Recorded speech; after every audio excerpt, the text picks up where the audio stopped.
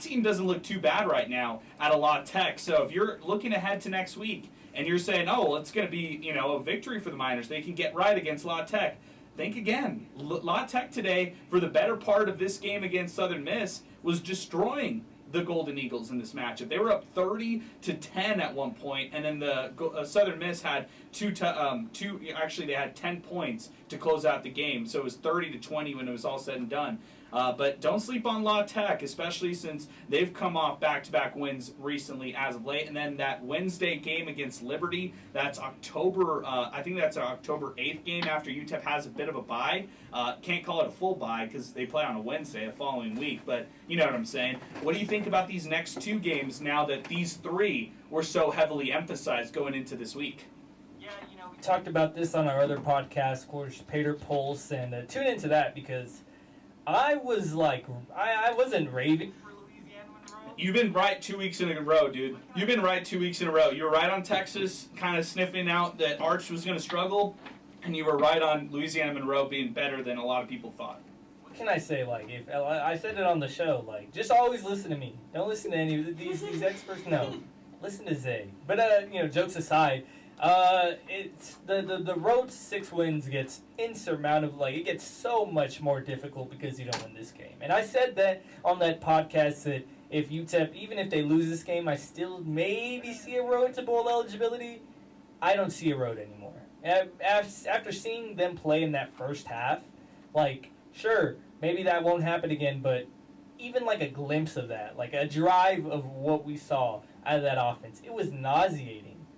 It was nauseating. We haven't even gotten to the Shea Smith for a drive. Oh, man. We haven't even gotten there because like that's a whole other conversation.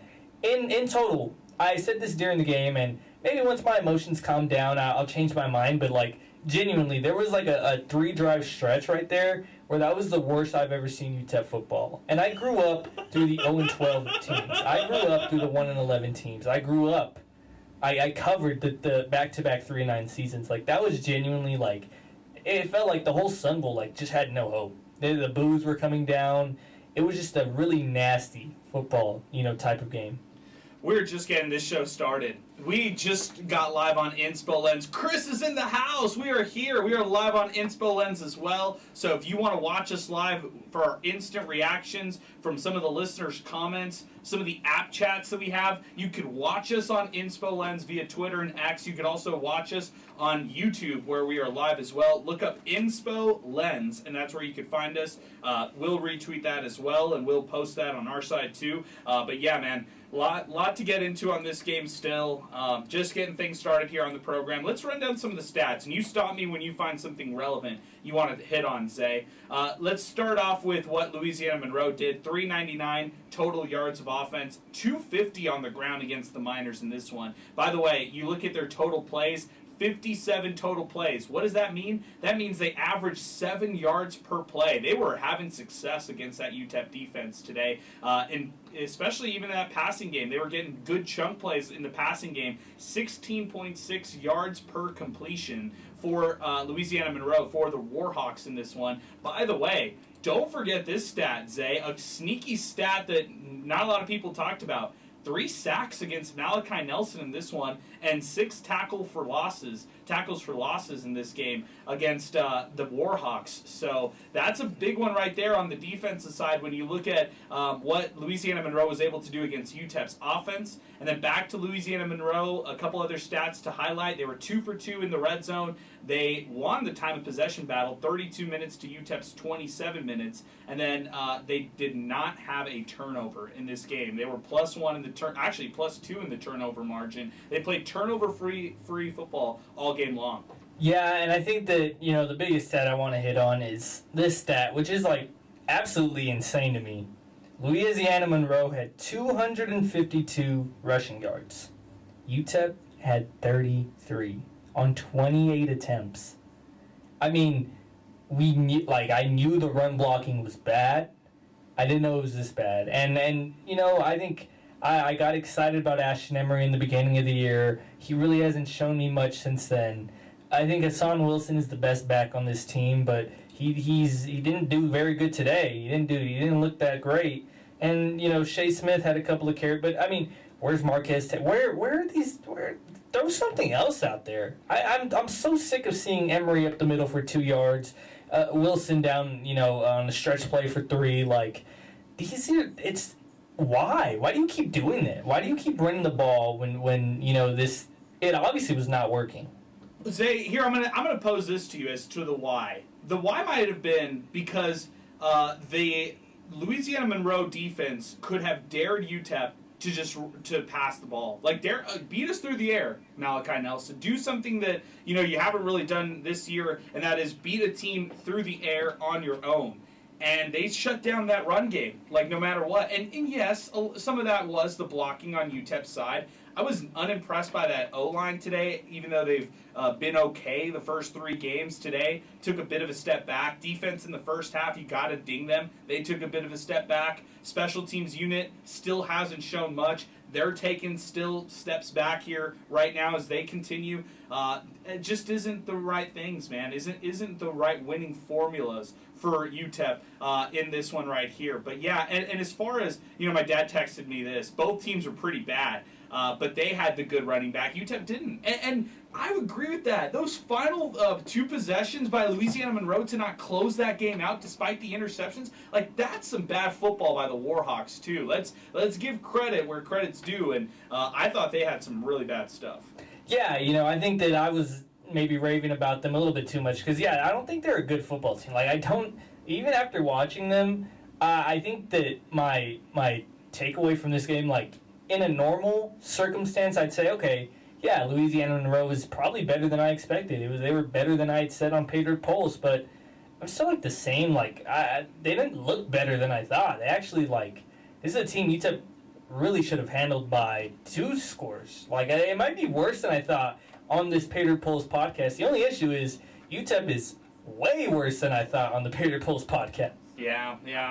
It's just, I think looking at the stats right now, the one that also jumps out to me is 22 for 46, 2 interceptions for Malachi. And I think that's like a misleading stat because how many times did UTEP run the ball up the middle on 2nd and 9, get a yard, and you're in an obvious passing down? Like, if it wasn't obvious before that you're going to pass on 2nd and 9, which you should do, now you're putting Malachi in an impossible spot. He can't bail you out every time. Eventually he's going to start throwing some picks. Eventually he's going to, his completion percentage is going to get pummeled because everybody in the stadium knows you're going to pass the ball. Really good points. Good points there, Zay. Let's keep it going. We got some comments to read on our app. This is coming in from Poncho. Coaches and players were so enamored on how they played against Texas that they forgot it was a loss. That's what happens when the coach celebrates a loss like it was a win. They weren't mentally ready for Louisiana Monroe. So many bad decisions by Walden on offense. That's coming in from Poncho.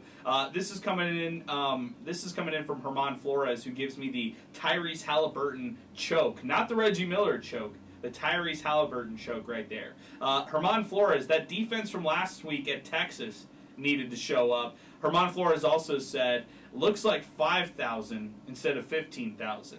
Ridge Eagle, ELP, said, hopefully something clicks for the young man, but I can understand why Malachi Nelson's value drops so much. This is Wizard Wins. How is this the ball game? That's hilarious. I love that. It was kind of going back and forth. Sad UTEP fan at this guy, 62778, said, I'm sorry for picking on the wide receivers and calling them trash these last 2 games. They really didn't deserve that. The whole team is trash. Ugh, man. David Castro, this game was a microcosm of UTEP football and the history of the program. Can't put a full game together consistently, and when you think they start building momentum, they never come through for the fan base. At Adrian Broaddus. This is from Steve-On Wrestler. This game was atrocious crap. Utterly horrible to watch. You can't have 2 or 3 plays that are fun to watch and expect a following. I'm sure that you'll get a lot of comments about the game tonight, but I doubt UTEP gets more than 10,000 to the Sun Bowl after this debacle. Oh, man, that's where we're at right here. Our telephone number, 915-505-6009. Our telephone number to get into the program. UTEP Mineto chiming in. UTEP must seize aiding their opponents. The team can excel without mistakes and penalties. Once they rectify that aspect, their performance will continue to improve. # MinerTalk at all the boys. And then Miners fought till the end. On to the next. That's coming in from Mineto. This is coming in from Matthew Castro, and we blew it as far as the game and how they finished out. This is coming in from that El Paso guy. Oh, I know that guy. UTEP won't be drawing many fans if they can't beat teams like Louisiana Monroe. Horrible play calling, drop passes, questionable coaching decisions, and where do I even begin with Malachi Nelson? Bad field division, back-to-back potential game-winning drives, and both ended in an interception. Same old UTEP coming in from that El Paso guy. This is coming in from Sex Panther Minor. I have zero confidence now. The team is pure ass cheeks. Oh my gosh. The comments today are not going to be fun here on the program. George Hernandez, all I know is to honestly say that it was the band that contributed to the comeback. Shout out to sophomore Noah on the trumpet and his friends. Hey, shout out to Noah for sure, George. I appreciate you weighing in and giving the band some love. I thought they were excellent at halftime, so good stuff, man. Let's go to the phones right now. My pal Diego's going to join first, and then we got Brian who's going to kick it off with us. 915-505-6009, 600 ESPN El Paso, Twitter next, 600ESPNElPaso.com. We're just getting things started. Louisiana Monroe beats UTEP 31-25. We are live on MinerTalk, presented by Jack in the Box, also live on Inspo Lens, so if you want to watch the show or check us out YouTube, Twitter next, let's do it. That's Inspo Lens as we continue. Diego, my man, what's going on? What's going on, man? I'm so disappointed right now. I hear you, man. I hear you. I hear where you're coming from on this one. You give me your thoughts. You tell me everything that you weighed in, or how you want to weigh in on this one right here. Starting with the first half, they could not run the ball, and they were getting the ball ran straight down their throats. So the run game on offense, on defense, terrible. Malachi Nelson, I think it's been like 3 games already. I'm just honestly not impressed with what I'm seeing. Towards the end of the first half, at the end of the second quarter, they put Shea Smith in, and they were moving down the field a little bit. They were helped by a few penalties. I think it was like a offsides or maybe like a pass interference, something like that, when they pushed Shea Smith in, and I feel like the offense was getting in the zone a little bit, and then they just abandoned everything that was getting the ball moving down the field, and they went on like that jumbo package, which... What was that? What was that, Diego? What was that? You know what? They were getting the chains moving, and all of a sudden, I don't think I've seen that all season.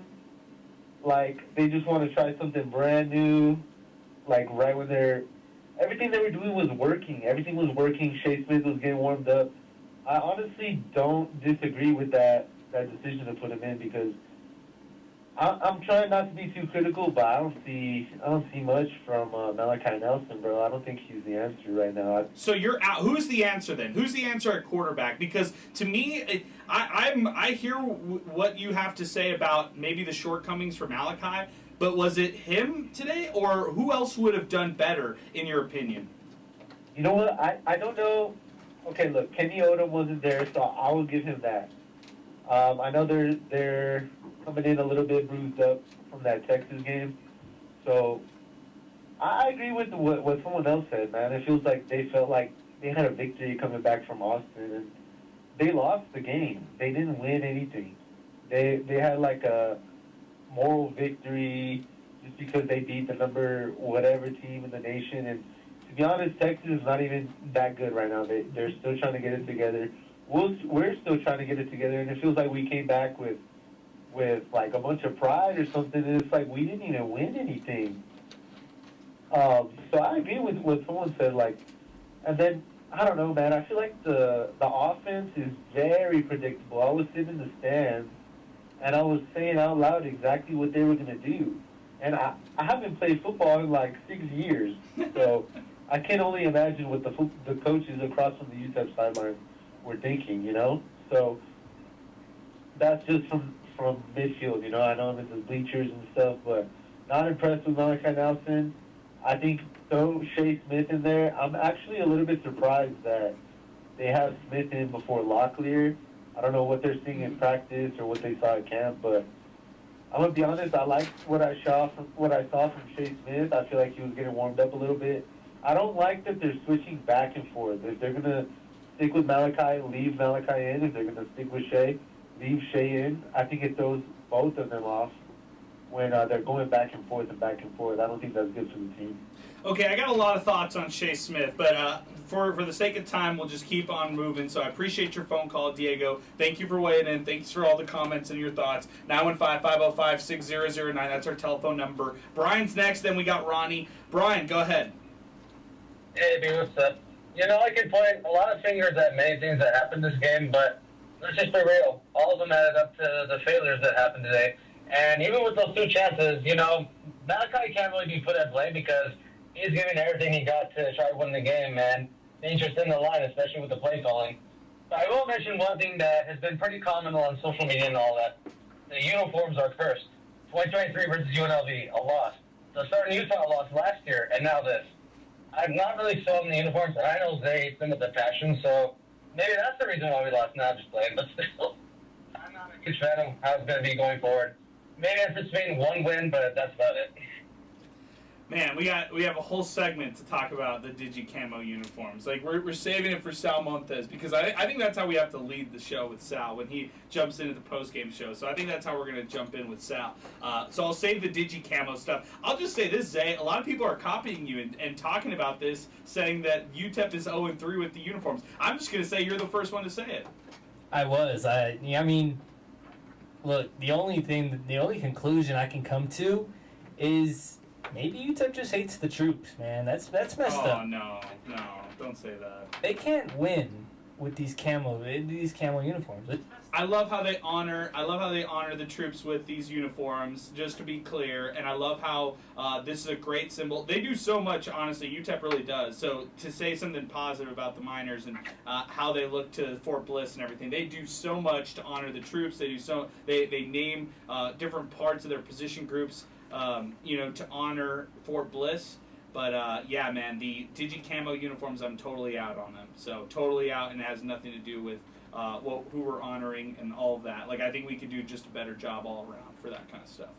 Telephone number, 915-505-6009. We are live in Spell Lens. We're live on Twitter and X. And we're live on air, 600 ESPN El Paso. And that means that Ronnie is with us. We got the Ronnie hotline who's on with us right now. Ronnie, it's so great to talk to you, my friend. What's going on?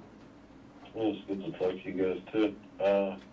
We just get to what the real root of the problem is here and stop trying to point all this blame. Just get to the real root of the problem, okay? What is it? What is it, Ronnie? Lay it out for us all. We all know it's Jim Center. It's Jim Center. He waited too long to get rid of our beloved coach who died, unfortunately. And then you get in a situation where you're tasked with trying to find somebody, but there's no prestige, there's no hype. And really, at the end of the day, I don't care what UTEP says, and I'm tired of, their ego. They should have just followed the Mario Mexico State format. Just go get a veteran guy who's coached at the highest level of football, knowing that he's going to be there short term, but he's going to restore the culture. He's going to restore a sense of pride. Like right now, UTEP has no pride. The defense is abysmal. It's just awful, man. It's just not good because administration-wise, we are lost. We don't know how to run an athletic program in this climate of college sports, and that's what you're seeing on the field day in and day out.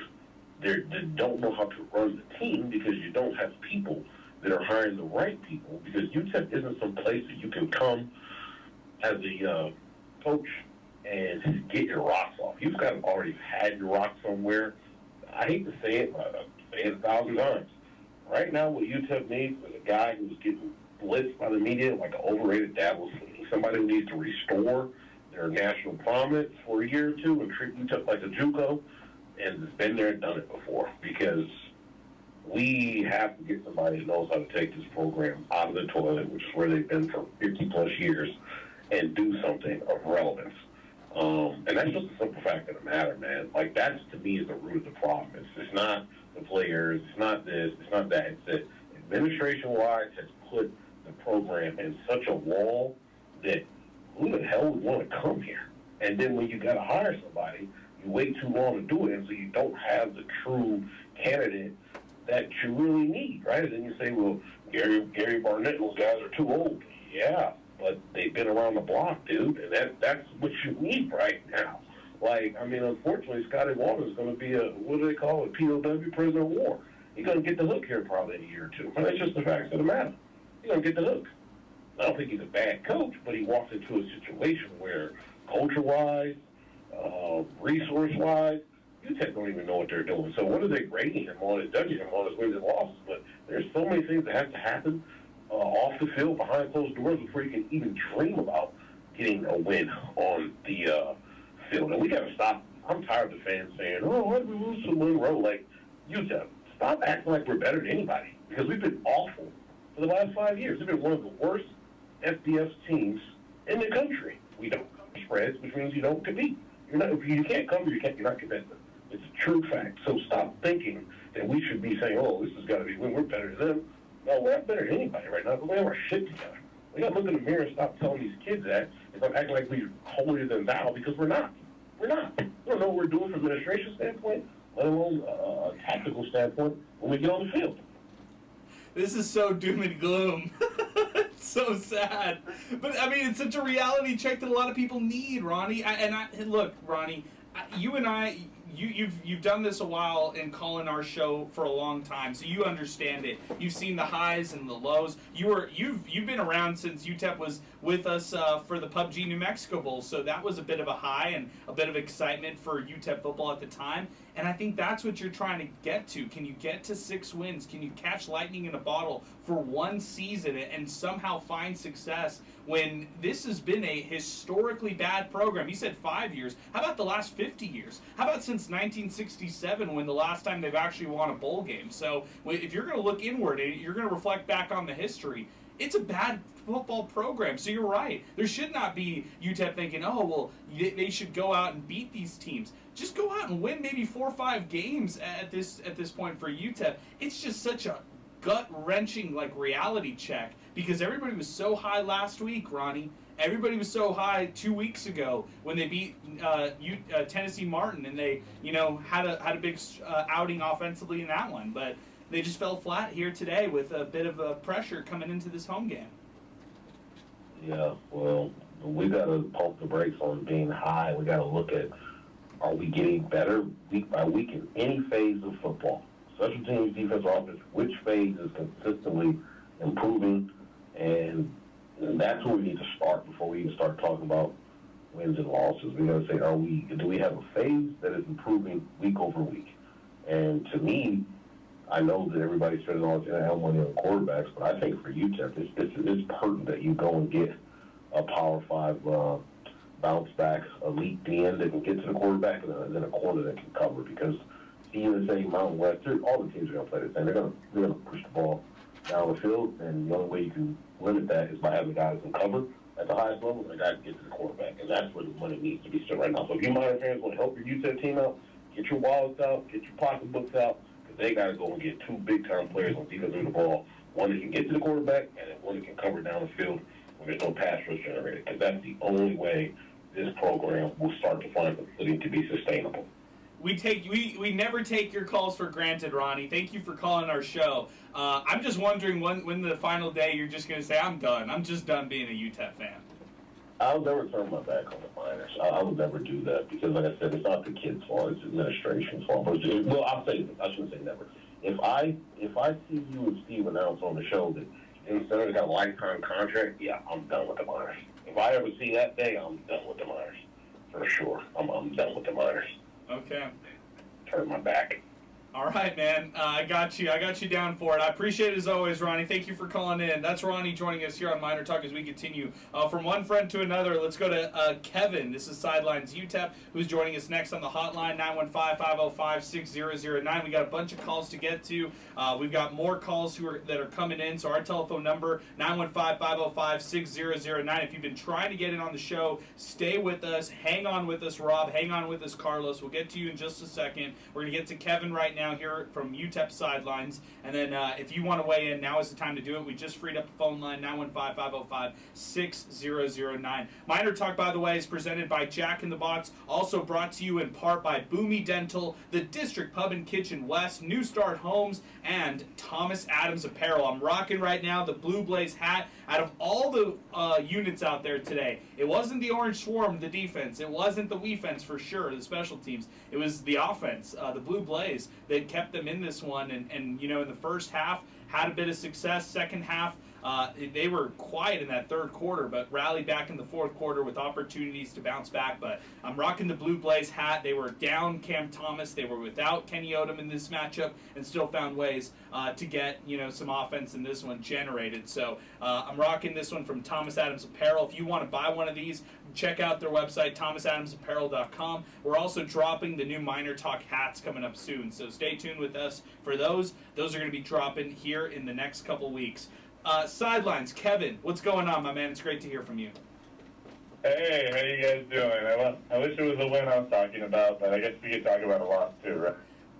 Kevin, this is a terrible one. I mean, this is one that I didn't see happening. And I'm saying terrible because of the way that this one was handled. Certain times that were kind of mismanaged. This one ends off 31-25, and I can think of maybe 3 drives right off the top of the bat where UTEP should have scored, and this score could have maybe been flipped. And then at the same time, you could maybe make the argument that this one was Louisiana Monroe's game to win, and UTEP should never have been back in this one late in the game. No, yeah, most definitely. A lot of the stats are kind of, I mean, for the most part, it looks like Malachi had an awesome day passing the ball, but honestly, it doesn't really tell the tale of the whole entire game, you know. Just simply, UTEP could not run the ball today. Whether I got to go back and rewatch the game, honestly, but from what it looked like from the press box angle, it looked like just the holes just weren't there. And when the running backs did have opportunities at the holes, they just weren't hitting the holes. And I mean, 33 total yards of rushing over your 6 running backs. That's just, man, that's atrocious. That is just, I don't think I've ever seen such a poorly run attack from UTEP in quite some time like this. Yeah, I was disappointed with the rushing attack, but how about the defense? It just didn't carry over from Austin last week. Yeah, it almost, there was a lot of jokes in the group chat today about how, you know, the defense was still in Austin. They were still partying from that victory. And, you know, kind of what Ronnie was talking about, there's no moral victories here. You can't, I mean, or I think Zay actually mentioned this, but you can't celebrate the fact that you held them to, or an SEC school to a certain amount of points when you ended up losing the game. You know, you can't really ride on that into this game, and it just kind of showed today. It looked like they were asleep half the time. They couldn't stop the running attack on ULM side, and, you know, they kind of made costly mistakes at times. It's just a lot of things that just didn't go well for this defense, man. I'm a little disappointed in that. Some of the decision-making through play calling, they go for it 4th and goal on the opening drive. 4th and goal at the Louisiana Monroe 4-yard line. Malachi Nelson's pass to Torrek Goins dropped. They had some interesting timeouts on their side. And then defensively, in the first half, they got gashed, Kevin. There was just a bunch of different plays where Louisiana Monroe was feasting against that UTEP defense. No, yeah, most definitely. It reminded me of that one game where Chris Johnson was playing for East Carolina at the time, and he just shredded us. And, man, that McReynolds guy from ULM, I don't know if he's really that elite of a back, but he looked like Chris Johnson against our defense, man. And, you know, UTEP was leading the nation in a lot of stats, you know, on the defensive side of the ball. And this game was just kind of shocking to see him kind of, you know, regress. And, I mean, you can't put all the blame on them, too. The offense at times just wasn't clicking, too. And, you know, when the defense had to stay on the field a lot of the times, the offense just couldn't score. So, just on every single side of the ball, it just didn't look good today, Jim. Yeah, I'm with you on that. Where does UTEP go from here? Well, they got to play a tough La Tech team. La Tech just beat a really good Southern Miss team. Oh, man, you would hope. I'll put on the optimistic hat. You know, a lot of Conference USA teams at times have a hard time playing at the Sun Bowl. I know for the most part, La Tech does pretty well here, but maybe they can keep it close, but I don't know, man. This La Tech team looks pretty damn good, and maybe that Wednesday night game against Liberty doesn't look good at all this year. I don't know what's going on with them. It looks like they have an issue at quarterback, but I think we have a better. I can't believe I'm going to say this. I think we have a better shot at beating Liberty than La Tech. Wow, interesting stuff there, Kevin. I appreciate it as always, man. I appreciate your content. Check them out, UTEP SSN. That's Sidelines UTEP, who's joining us here on the program. Kevin, as always, man, good to talk to you. As well. Thank you guys. Later. All right, that's Kevin joining us here on the phone lines as we continue. Let's keep it moving. 915-505-6009. Rob is next with us. Rob, good evening, man. You go ahead. Tell us this one. Louisiana Monroe beats UTEP 31-25. Your instant reactions. I can't figure Scotty Walden out. The last 2 weeks, I just don't think we have an identity. I think we're one of the few teams I've ever seen that just doesn't do what makes sense. What I mean by that is, if you look at Louisiana Monroe, obviously the run was working for them, and they keep running the ball. I would say over the last 2 weeks, really, our bread and butter is intermediate to deep passes. And we just insist on running it up the middle, and it's not there. And I just feel like if you want to run the ball, but you can't, loosen up the defense a little bit if you want to get back to running the ball. And they don't really do that. It's always first down, second down, and then you put the quarterback in a bad situation. I really thought up until the last two drives, they played a flawless fourth quarter. As far as they were down 31-10, defense gave them all the chances in the world to come back. Malachi starts airing it out finally, and I just felt like they dug themselves too deep of a hole. I was like, where's this offense been the whole game? Oh, we've been running it. Down 24-7. And I thought that was just the most telling thing to me of kind of Walden's mentality is, we're down, I think, 31-7, and he kicks a field goal. Like, come on, man. You're not going to claw back in kicking a field goal down 31-7. And he was just very, very conservative for about 3.5 quarters. And I think once he let Nelson and the offense rip it, they came back in the game. The defense got the stops they needed. And I just felt like even at the end, right, they had plenty of time left. The defense is playing basically prevent, and you're trying to throw deep. Like, why not? Why not throw short, and then you give yourself a couple chances at the end? And I just can't figure the coaching staff out. I don't know what they're trying to do every week, how they plan on attacking offenses, but it's very vanilla. And I know the last thing I'm going to say is I've never been a fan of any coach calling plays. I feel like it takes a very special person to call plays and head coach. I feel like the head coach has to kind of take a step back and analyze the game and advise coordinators and be better situationally. I don't feel like if you're a play caller, I don't feel like you're really doing that. And that kind of irks me about this team. So, but yeah, no identity. And that's kind of my key takeaway. And they dug themselves too deep of a hole, too little, too late, and there she wrote. So there's that. Yeah, I'm with you, man.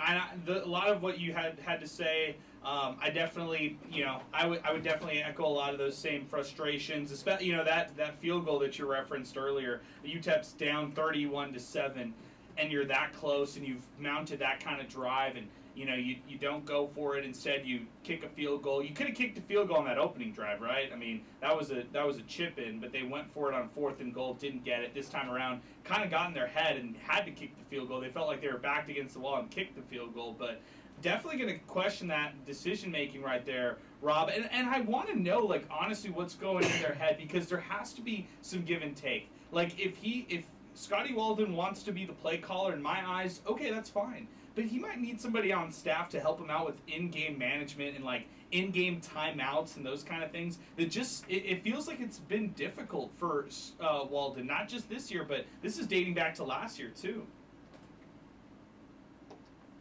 Oh, yeah, absolutely.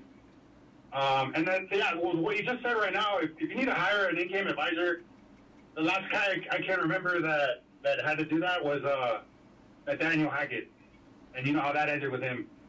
So, fair. But then if you relinquish play calling, I don't think he has enough. Like, you have to buy your pride down, and that's something Dimo wasn't willing to do till the very end. So I can't see him relinquish play calling. I really wish he would get a coordinator and let him call the plays and build his own game plan. But I just don't see it happening, man. No, me neither. Appreciate it, Rob. Thank you for weighing in as always. Zay, I'm going to bring you back on this one. Give me your thoughts. We had a good string of calls right there. Ronnie, Kevin, Rob.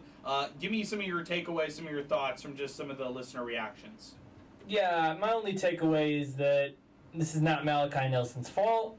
I think that it's so easy to blame a quarterback. They're the most blamable player on the field because, they're the most important position on the football field. But, I mean, the play calling it was horrible. It was atrocious play calling in the first half. And once you let him sling it, you see why, he is the starting quarterback. And no, I don't think you should bench Malachi Nelson at any point in this game. Any point. And, okay, maybe if he was injured, we'll hear in the presser why Shea Smith was out there. I think that was the worst drive for UTEP. I know they moved the ball a couple of times thanks to some penalties, but what are we doing? Why are we they're at midfield, 4th and 3.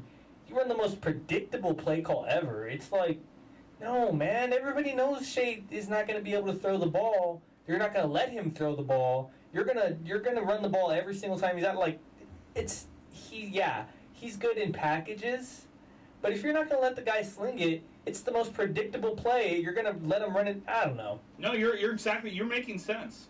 It to me made no sense. It shows you have little to no trust in Malachi.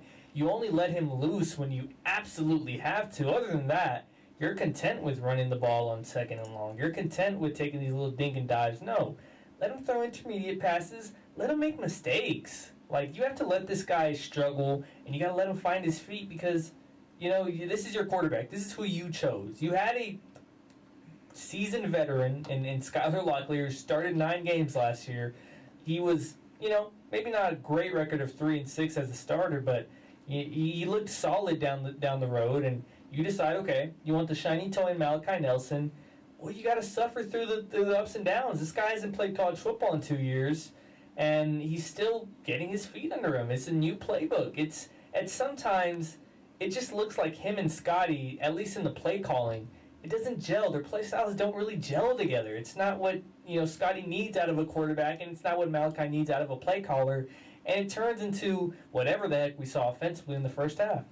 It's a great assessment. I mean, it's a great way to kind of break that Malachi Nelson versus the Shea Smith thing right there. Oh, look, the only thing I'm going to say is this, because I want to spend a lot of time talking about that 2-minute drill and the Shea Smith situation. I really do, but we got to burn through more calls. The only thing I'm going to say before we get to Carlos, who's been very patiently waiting here with us. And by the way, we freed up a couple phone lines, 915-505-6009. So if you've been trying to weigh in on the show and you haven't been able to get in, now's the time to do it. 915-505-6009. The only thing I'll say about both Shea Smith and Malachi Nelson, if you were the best friend of Malachi Nelson, and if you were the best friend of Shea Smith, you're going to go home today, and you're going to think, you were put in a bad situation. It's not your fault. You did not play poorly. Either of these guys. If you were their friends, you would sit down with them and say, look, you played a fine game as far as what you were asked to do. This is not on you. So that's all I'm going to say there, and I'm going to revisit the Shea Smith situation here later on in the program. 915-505-6009. Carlos is next with us. Carlos, thank you for patiently waiting with us, man. I know it's been a while, but thanks for waiting with us. You go right ahead. Give us your thoughts. UTEP, Louisiana Monroe, and it's the Warhawks who come out victorious 31-25 here on MinerTalk. Yeah, man, I mean, this one sucked for me a little bit more because this was the first complete game I've been able to watch of UTEP since I started law school, so that was a little rough. Hey, flex on him. Hey, we need a lawyer here on MinerTalk here, Carlos. Let's do it, man. Let's do it. Here, bro, we out here. But, I'm going to second a lot of what I think Zay was saying when it comes to Malachi. I just thought he played a very solid game, besides those 2 picks, which, I mean, given the time, how much time was left in the game, I don't really care, per se. But I wanted to get in onto a few things that people were saying about the running up the middles. That is a byproduct of the no-huddle offense, because you really can't get your linemen outside because you don't want to gas them in case you want to pass the ball later in the drive. And, I remember saying last year, this play calling reminds me a lot of those Oregon teams with Chip Kelly, where you're trying to run it up the middle and, dink, dot, so on and so forth. But the problem is that Scotty Walden is not calling enough intermediate routes to back the defense up. So, that's not going to work if you continuously run draw plays. And I was surprised by the defense, especially after that 70-yard run after the fourth and goal where you have a single high safety. You get gashed 72 yards, and they still run a single high safety. I was very confused when it's obviously Louisiana Monroe is going to continuously run the ball down your throat. So, yeah, those are my initial thoughts on the guy. This is a good analysis. What did you see from the defense, Carlos, that was so disappointing to you? Because that was one of those things for me in the first half. That it just didn't seem like the same team that went out there against Texas and held the Longhorns to 27 points. Yeah, the defense, just looking at them, obviously they didn't wrap up. There was so many runs where Louisiana Monroe's running back would just shake off a couple of tackles and then get 9 more yards, which is incredibly frustrating, but they didn't seem aggressive. And I also found it a little bit annoying when they were playing so far back on these situations and allowing the ball carrier to get full speed and get through them. So the defense I just thought played with hardly any aggression. Okay. All right, Carlos. Any final thoughts here before we let you back to the books? Because that sounds like that's what you're going to be off to for the rest of this one. Nah, man, I'm all good. Hey, I did all my work because I wanted to watch this game. So, but thanks, guys. Have a good time. Appreciate it, Carlos. Carlos from law school joining us here on the hotline as we continue. Appreciate you, Carlos. Thanks for weighing in. From Carlos to our very own Alberto Reta. We are so excited to hear from him. Let's go. And before we say hi to our pal Alberto Reta, all the way from Denver, Colorado, and this is his first reappearance back on any of our programs since he left, which I'm so excited about. I want to welcome on our third member of MinerTalk here with us, Sal Montes, co-host of MinerTalk, who just finished up the post-game show. Sal, we have been live for what? How long? Almost an hour. So you called it almost on the dot right there. You called it almost on the dot as far as the time goes. But we made it happen, Sal, and we are live here, MinerTalk. It was an hour on the dot. How about that, Sal, from when you walked in? Hour on the dot. Man, there we go. I mean, I guess we know a thing or two about, proposed times and stuff. And also, when it's late game dramatics. And yes, both teams traditionally not being very disciplined when it comes to penalties and stuff. So we saw a lot of that today. And, man, the game just extended. And there was a chance near the end, but we'll talk more about that later. What did Walden say? He wasn't happy at all. He was really disappointed. He felt like this team that performed is not the same team that went up against Texas. And to be fair, I mean, that was a very expensive trip. Yeah, they got the check for the millions, but, I mean, guys did not come back 100%. And we saw it today for the guys who played and, of course, missing the guys who were out as well, such as Kenny Odom. So, man, it was a very expensive trip there. But when they were down, he was like, are we going to cower or are we going to go ahead and, try and fight this thing out, which they did. But not happy. He's not trying to hear that moral victory stuff. Okay, the Sal Montes is joining us here as we continue and get things started. Continuing here on MinerTalk 915-505-6009. Our pal Alberto Reta is back with us. He's joining us live from Denver, Colorado. My man, was it you out there calling those plays? Because I thought it was the Denver, Colorado flag football squad that you were coaching here at some point. Adrian, it certainly felt like, and I'll tell you this, it was really surprising to see the UTEP Miners continuously go for it on fourth down. It hasn't paid dividends for me. It didn't pay dividends for the Miners today, and it was just an extremely disappointing game from start to finish. I'll say this. I knew what this game was going to be after the first UTEP Miners touchdown. Miners score a touchdown, and Louisiana Monroe responds with 2 touchdowns and a field goal of their own. How do the Miners respond? Miners closed out the half after their touchdown with 48 yards over four drives. Good stat. That's what they did. And so I knew then that the Miners were in trouble. And so, I mean, a lot of guys have talked about the damaged property that came back from Austin and how that affected this game. And I will concede that point is true. But I also think that the Miners kind of laid down in this one. It wasn't really a competitive game, especially towards the middle. And then you want to play catch-up at the end. You're lucky Louisiana Monroe didn't put up another 25 on you over in that third and fourth quarter like they did in the first half. So it was an extremely disappointing game for me. 13 drives, and you have 4 scores.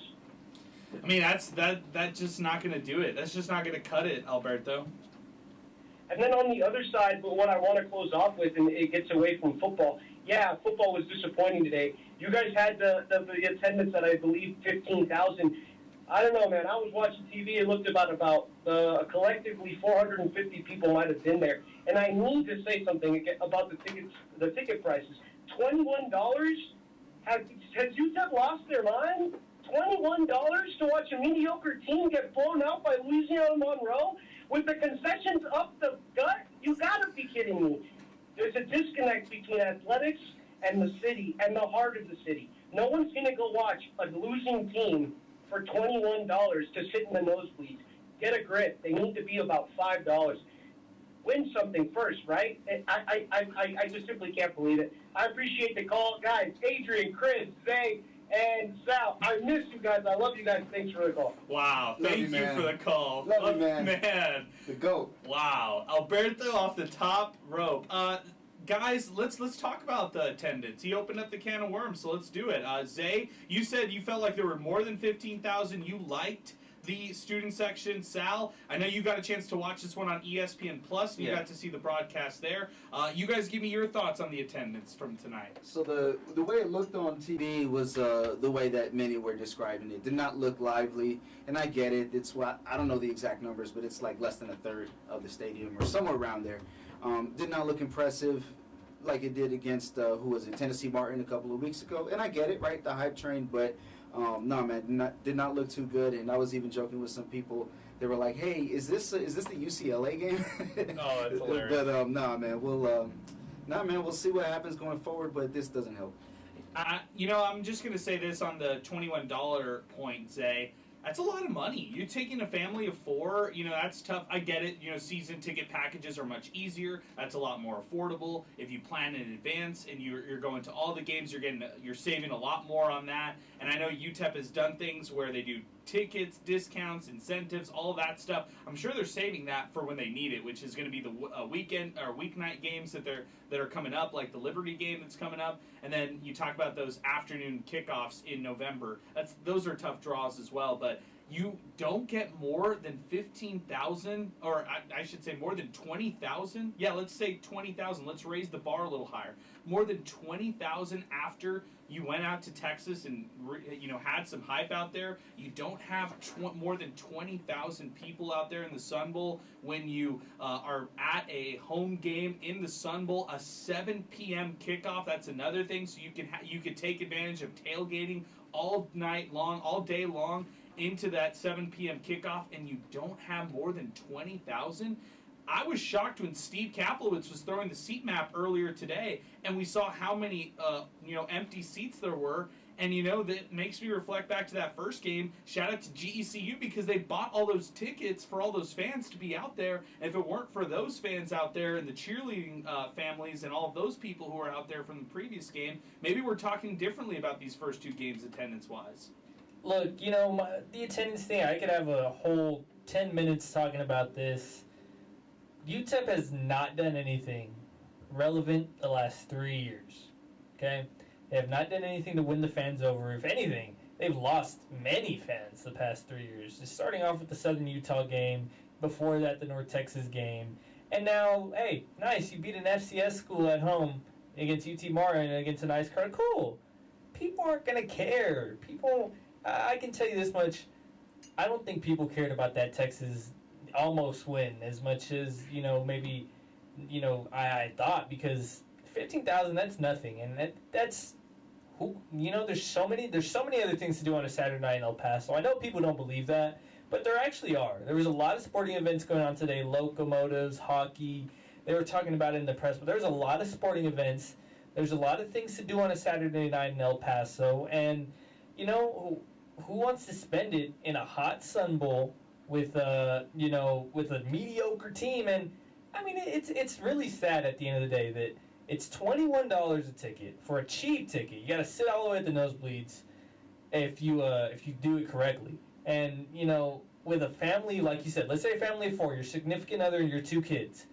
You're already pushing towards $100. You're at about $84.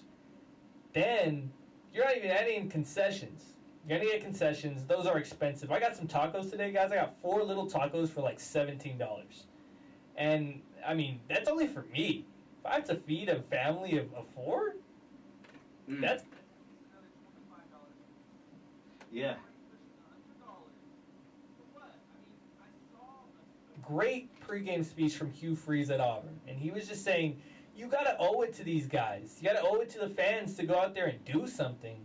Because I know UTEP is not Auburn and it's far from it, but it is sure is expensive to go to the Sun Bowl and watch a football game. And, you know, for what? To see UTEP lose to a super mediocre Sun Belt team? And it's mediocre at best, too. I mean, watching the game, I think, before everything kind of went down, before that first penalty to even open up the game, goodness gracious, it's like that was the omen that signaled everything, right? And the worst part is that wasn't even the dumbest part of the game. Let's be honest. So, no, man, just people are fed up. They want the product to reciprocate the support that's going out there. That makes sense, right? Like, hey, we'll get to you guys if you could give us back some wins. And we hate to say it, but that's where college football is now, right? It's true.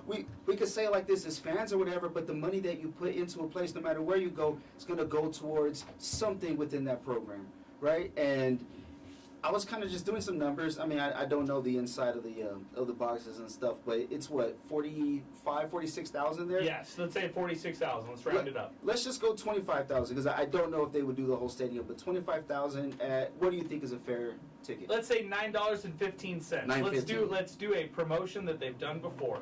$9.15. Okay. That is, let me double check here. I had it and then I put the wrong number. 9.15. There we go. 228,000. Right? Okay, that's fine. That's just ticket sales. But then let's say you make the concessions a little bit better. 9.15 concessions, and you get like 2 hot dogs, some drinks, and maybe some nachos, Sun City nachos. I don't know, star jalapenos. Make it special right there. I mean, hey, maybe you could do something like that, and who knows where you could go. What you're saying is you're going to still make some money. If you do a discounted ticket and you get 25,000 people in attendance, you're still going to make some money versus having 15,000 spending whatever they're spending right now and not necessarily, maybe you're taking advantage of the concession, but maybe you're not because that's the fan base that shows up, just 15,000. So good stuff there, Sal. Let's keep it moving. Let's burn through some calls. We got full phone lines. Joey, Edgar, and Eddie all about to join us right now as we continue. MinerTalk is live. We're presented by Jack in the Box. Thinking way outside the box and open 24/7 because Twitter and X, I'm rocking the Blue Blaze hat. You could stand out with your hats and your apparel thanks to Thomas Adams Apparel. You can create custom hats, polos, hoodies, quarter zips, and more. So if you have a business, you have a team, you have some clients, you have people out there that you want to, make sure that you hook them up with some awesome merch, well, check out thomasadamsapparel.com. They're locally owned. They put together some excellent, high-quality materials out there, and we're actually going to be doing a cool new promo with them coming up soon, so stay tuned with us for that. Shout out to New Start Homes. Shout out to 915 Tours, also bringing us Miner Talk as we continue. Again, back to the phone lines we go. Joey is next up with us. Joey, good evening. You're on with us for some late-night Miner Talk. What's happening? Appreciate it. Honestly, I know there's a lot going on with this team, with Scotty, with the prices, with everything, but all I can focus on is Malachi. Malachi's just not it. Like, he has all the talent in the world, all the physical talent. He's soft. He doesn't want to get hit in the fourth quarter. They're just dropping to the ground without even being touched. I feel like one of the biggest problems with this team, everybody's mentioned running right up the middle. I feel like he's supposed to pull. Those plays are designed for him to pull the ball. He should either be pulling the ball or throwing it on the RPO. He's just afraid to get hit. Like, he is the most talented quarterback that UTEP has had in a long time, but he's soft. He's got that loser energy. He doesn't seem like a winner to me when I watch him. And honestly, I'd rather have maybe not Shea, but I'd rather have Skylar back there. Just because at least he tried to win. It just feel like Malachi's kind of in it for himself. What makes you think that is it that he won't take the hit? Because he was sacked 3 times today, and some of them looked tough. But did you just kind of look back at the Texas game, kind of see that as well, and say, all right, if you're not willing to take a hit, then clearly you don't want it as badly as the other guys. Is that where you're at here? Any final thoughts before we let you go? Okay, way too easy, man. Appreciate it, Joey. Thank you for weighing in on the program. 915-505-6009. Let's keep it moving. Edgar's going to join us next. Then we got a lot of comments to read on Twitter and X. Hey, if you've been trying to weigh in on MinerTalk, but you can't get in because the phone lines are busy, now's the time to do it. 915-505-6009. Edgar, good evening, man. What's going on? Hello, gentlemen. Two things you guys have they talked about a little bit before. Well, one of them, let's talk about the prices. You also got to consider the parking prices. $30 last home game to go in just to park. That was $3 plus a $21 ticket price, right? And then we walking by this week with my wife and I, you know what, we're going to go in early so that we have to park on the side of the road or something. And then we walk in and they already dropped to 20. So they knew what they were, they messed up. That was last time. And then the second thing is that I'm a coach, man. I coach high school ball for 20 years. Not football, but different sports. Okay, and then one thing for sure, I think the coaching, they got out-coached today by a mile. They got out-coached, left and right. And I think the coaching started messing up since Monday. Why? Because if you go to Texas, you played the way you played. You gave us some kind of level, some kind of hope for the city. By Monday morning, I'm a coach and say, you know what? I don't care what happened that weekend. It's Monday. You better show up and let's keep moving. That happened. That's already in the past. And the same thing that I did that for 20 years. My players will win a big game, and I didn't care. Came Monday, work up next. Whatever's next. And I never saw that happening. And the thing is that our coach here, he's very enthusiastic. He's always motivated and all that. But I think that hype gets to him, and it hypes the kids too much that they lose control, and in their minds we're still in Texas and Austin, and we did this, we're able to do this, and I think to me that's part of the coaching. In this game, I put it all completely on the coaches, because you could see the kids, how they were reacting, how they were moving, and as a coach, you can see the energy, you can see what they're bringing, and you gotta take care of the business since Monday, and every game that happens, it only happens that weekend, and that's it. I don't care who you beat. And I'll be honest with you, if they could have beat Texas often, let's say they win. Even if they would have beaten Texas, they still would have lost tonight. They still would have lost tonight because they were still on that high. No matter what the result would have been that weekend. That's all the coaches, and I think that's something I hope they understand, and they're able to find their center, and I understand enthusiasm, but you gotta balance that work as a coach. The enthusiasm has to be curbed there a little bit. For letting me, I'll let you guys go. I appreciate it, man. Thank you very much, Edgar. As we continue, 915-505-6009. That is our telephone number. MinerTalk Live, Inspo Lens. Drop for a second. So if you were watching us, we are back on live on YouTube, live on Twitter and X. So definitely call us back here. 600 ESPN El Paso on Twitter and X, and 600 ESPN El Paso.com. Let's go. Let's keep it moving. 915-505-6009. Eddie DeMayer is joining us next. DeMayer from Las Cruces. That's Eddie Morelos. He's next with us. DeMayer LC. Eddie Morelos. What's going on, Eddie? How are you? You saw me, Adrian. I was taking notes, and I got to piggyback off of that. I got to piggyback off that last caller really quick, though. And Scotty Walden really needs to humble himself. He's like the last caller said, very hype guy, rah guy. I saw some postings on Twitter with his big bright, blazer. Nah, you can't wear that orange blazer till you get another quality win. Sorry, Scotty Walden, but humble yourself. And again, let the hype get to him. I think sometimes I agree with that caller. And did you know, Adrian, that coming into this game, the Miners were 0-2 when the opponent scored first? That's an interesting stat. How long is that from? This year, or is it? That's this year. Okay. Interesting stat, though. So they're 0-2, right? And then we see the first drive.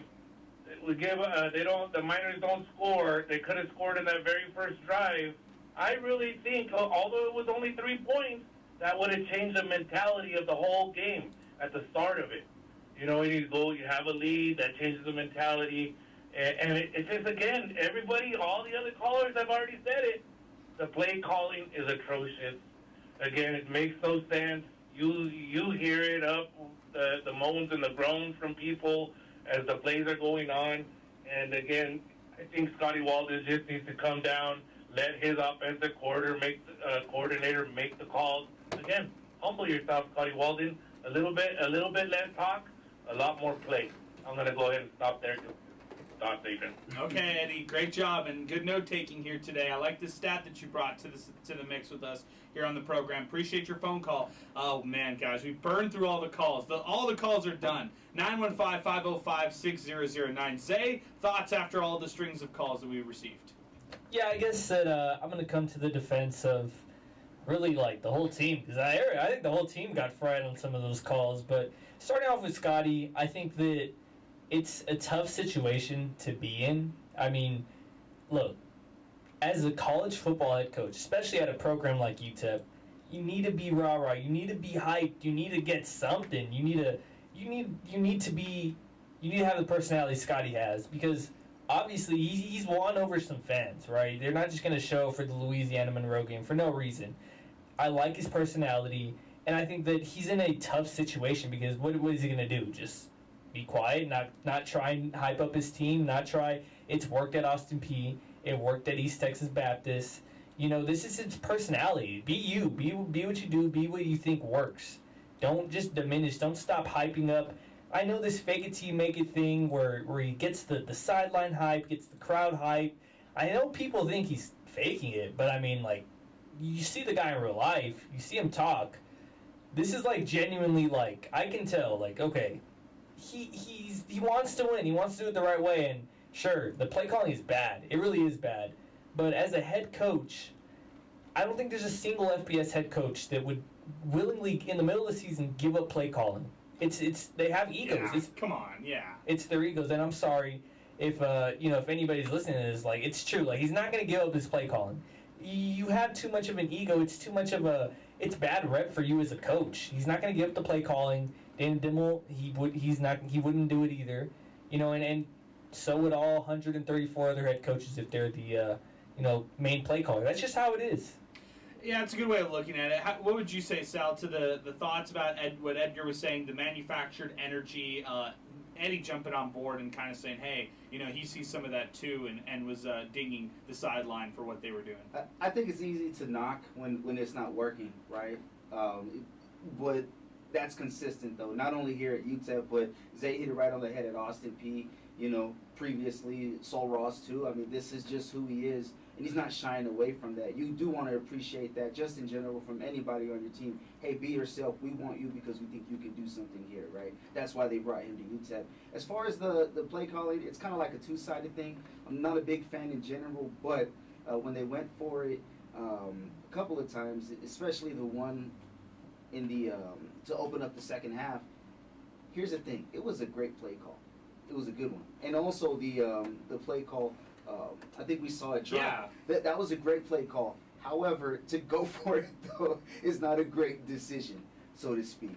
And near the end, I think that was like a third down. Yeah, the final drive. Yeah. Exactly. But, the first drive of the second half, like, great play call. Just a terrible drop, but an even worse decision to go for it, right? So a couple of things swing your way. Who knows what happens in this game, but UTEP dug themselves in severe holes multiple times all throughout the game. Our telephone number, 915-505-6009. That's our telephone number if you want to weigh in. A lot of posts coming in, so let's read them all. Let's get to what some of our listeners have to say. This is from Chris from Inspo Lens, right across the glass from us. In El Paso, Texas, the median household income was about $58,734 in 2023.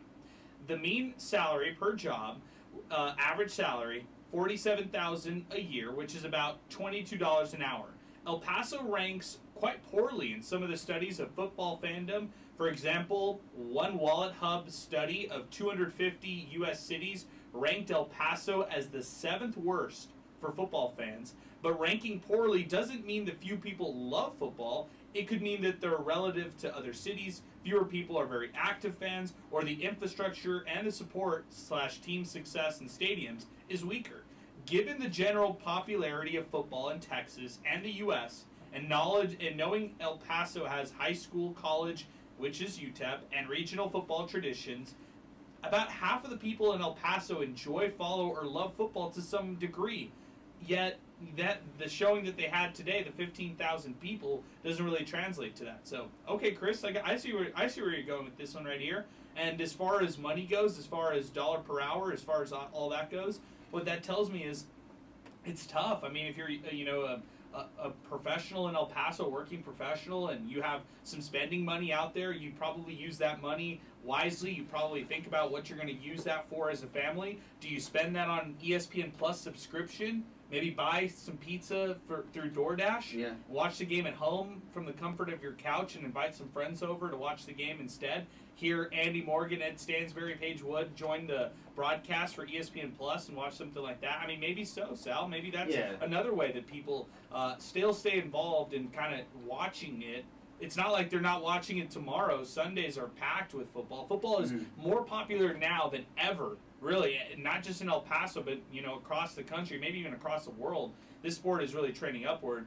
It's just, I didn't really see much marketing and promotion about this game. I really didn't. No, and I think it was, I don't know if it was overshadowed, but in my opinion, it did not beat out, right, the Chihuahuas' potential playoff run. Like, that's what was on everybody's mind. Eventually, they get knocked out, don't get me wrong, but hey, Football Friday night's here. High school football's back, right? And things are just heating up. We have some amazing players throughout the city. Family want to go see their their family members play, and then come Saturday, maybe there's a cookout, maybe there's something they're doing at home because they have a lot of people maybe coming in from out of town. Who knows? El Paso's a bigger city than people know, but people work all the time too. Maybe they don't want to go and they want to stay at home, right? It's also a late broadcast. I know there's mixed feelings about it. No, it's so true. All these things are excuses and realities that people face when it comes to sports watching here in El Paso. Yeah.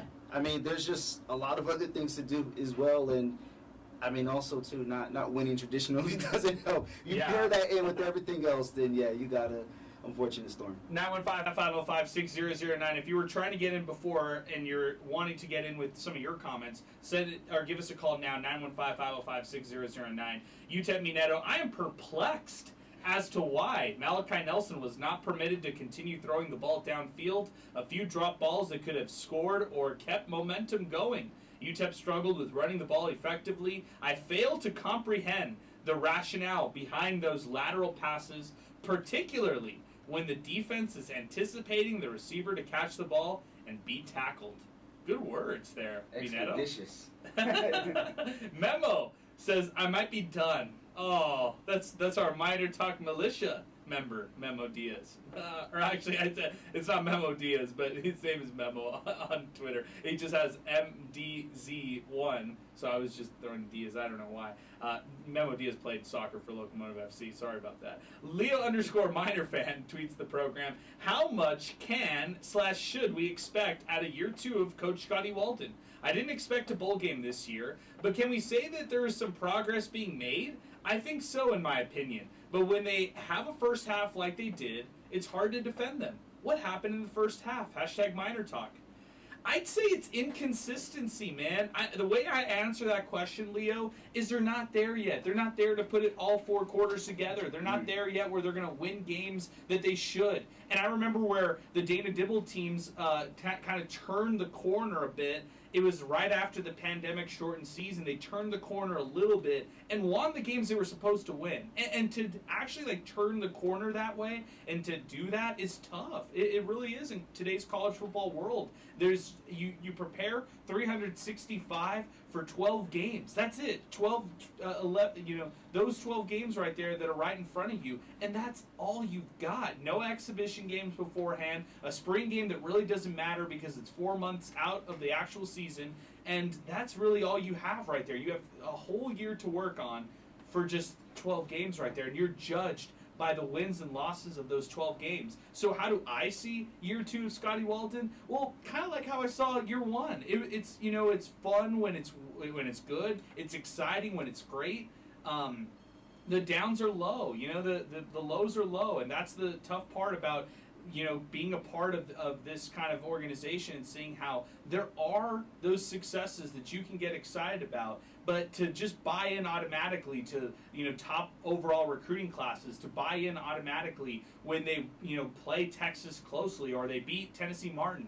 No. I was never drinking the orange Kool-Aid going into this year. Before the season started, I told everybody 4 wins. That's what I thought. And I actually thought they were going to take a step in the right direction. I still think they will when it's all said and done. But that step in the right direction is putting them in a better place than where they are right now in Conference USA. It's putting them in a good spot going into the Mountain West. And in all reality, I don't know if that'll still be enough for fans. I think fans want unrealistic expectations. And Sal, it all goes back to the history of UTEP. And the fact that this is a historically bad football program that's trying to rewrite history and trying to change that narrative right now, when in reality, it's hard to escape that narrative when you're just kind of falling subject to it. The sad reality is like, hey, there's schools out there that will fire a coach for only winning 7 games, only winning 8 games, not living up to the expectations. Like, damn, that must be nice. Right? What does a bowl game feel like? Exactly. I can't even remember how many 6-win seasons, at the very least, I've witnessed. I don't believe it's more than 10. No, definitely not. It's definitely not. It's barely more than 5, man. But I almost busted out laughing because when you were saying that, I predicted this team to only win like 4 games or something, and I'm here like, damn, I said 7. But and Zay said what, 6-7, Zay? 6-7. Anyways, I think that look, I want to ask you this question. Looking at this team on paper, if this was Louisiana Tech, just say this is the whole UTEP team, everything, besides the fact that it's the UTEP name, would you say that this team could have gotten 6 wins if it wasn't UTEP, but it had the same? Oh, that's a good question. I'd still say, I'd say there's a path, but I'd also say if you're starting out the season 1-3, that path becomes much more arduous than it is now. A preseason? Preseason? No, I'd say no, because it's 40 plus new players and 2 new coordinators. My answer is no. I'm saying 4 or 5 wins, step in the right direction. Take away UTEP from the jersey, take away all of that. I hear what you're saying and where you're coming from, and I don't think your preseason analysis on this team was far off. I'm just saying that with all the turnover and continuity being what it is and not what it is here, it's just tough. It's tough to, replace 2 of your top sack leaders from last year, to replace, the offensive productivity they had from last year, to replace 2 coordinators and go into this season with 40 new players. Like, that's just a tough thing. So I would have said no. I would have said 5-6 wins. 4 or 5 wins. I probably would have said 7 or 8. And I'm just looking at it like this. Look, Utah State had 70 newcomers. They're 3-1. That's a 3-1 football team. I think that with the transfer portal, you can have quick turnarounds. You can have a 3. But they had proven. Well, they had a proven quarterback, who had been proven at the FBS level, and to expect all of that from Malachi Nelson in year 1 of his starting efforts, I think that's tough. Like preseason, that's tough to do. I think it is tough, but at the same time, I can see where the national media and fans themselves drink the Kool-Aid because he has the 5-star name. He was the number 1 overall player in the nation. So I think that it was easy for them to expect more out of Malachi than what he's given out because, hey, it's just by the name. Most college football fans know who that is. Most college football fans knew what he did at Los Alamitos. And most college football fans see the name USC transfer quarterback. They just automatically will assume that this is the guy. This is the savior of the program. Another thing too is that they're saying, hey, where's Malachi Nelson at? Oh, he's at UTEP. They're in Conference USA. That's an easy conference. He should shine out there too. So it's the rep that he has going into this as far as like high school, 5-star and all that. Then you look at the league, 2 new teams are just coming up from FCS. Not long after two or three others came from Yes, FCS. Jacksonville State and Sam Houston. This time around, Yeah. Delaware and Missouri State. And then a couple years before that, Liberty just joined in the ranks, goes into Conference USA, and wins the championship their first year in the league. Oh, and New Mexico State's first year. It just gets worse and worse the more we look at it. But this is not a good league at all. It's not a good schedule at all. And I think they were looking at all that. Yeah, okay, I got you guys. Let's keep it moving. Mondo the Monster Medina joining us now on the hotline. Then we got Milkman, 915-505-6009 if you want to weigh in. Mondo the Monster Medina back with us. He was joining us for the KLAQ broadcast on the sidelines for UTEP football. He was on for Puros Miners Bro with EP Sports Network, and now he joins us on the hotline. Mondo, what's going on, my man?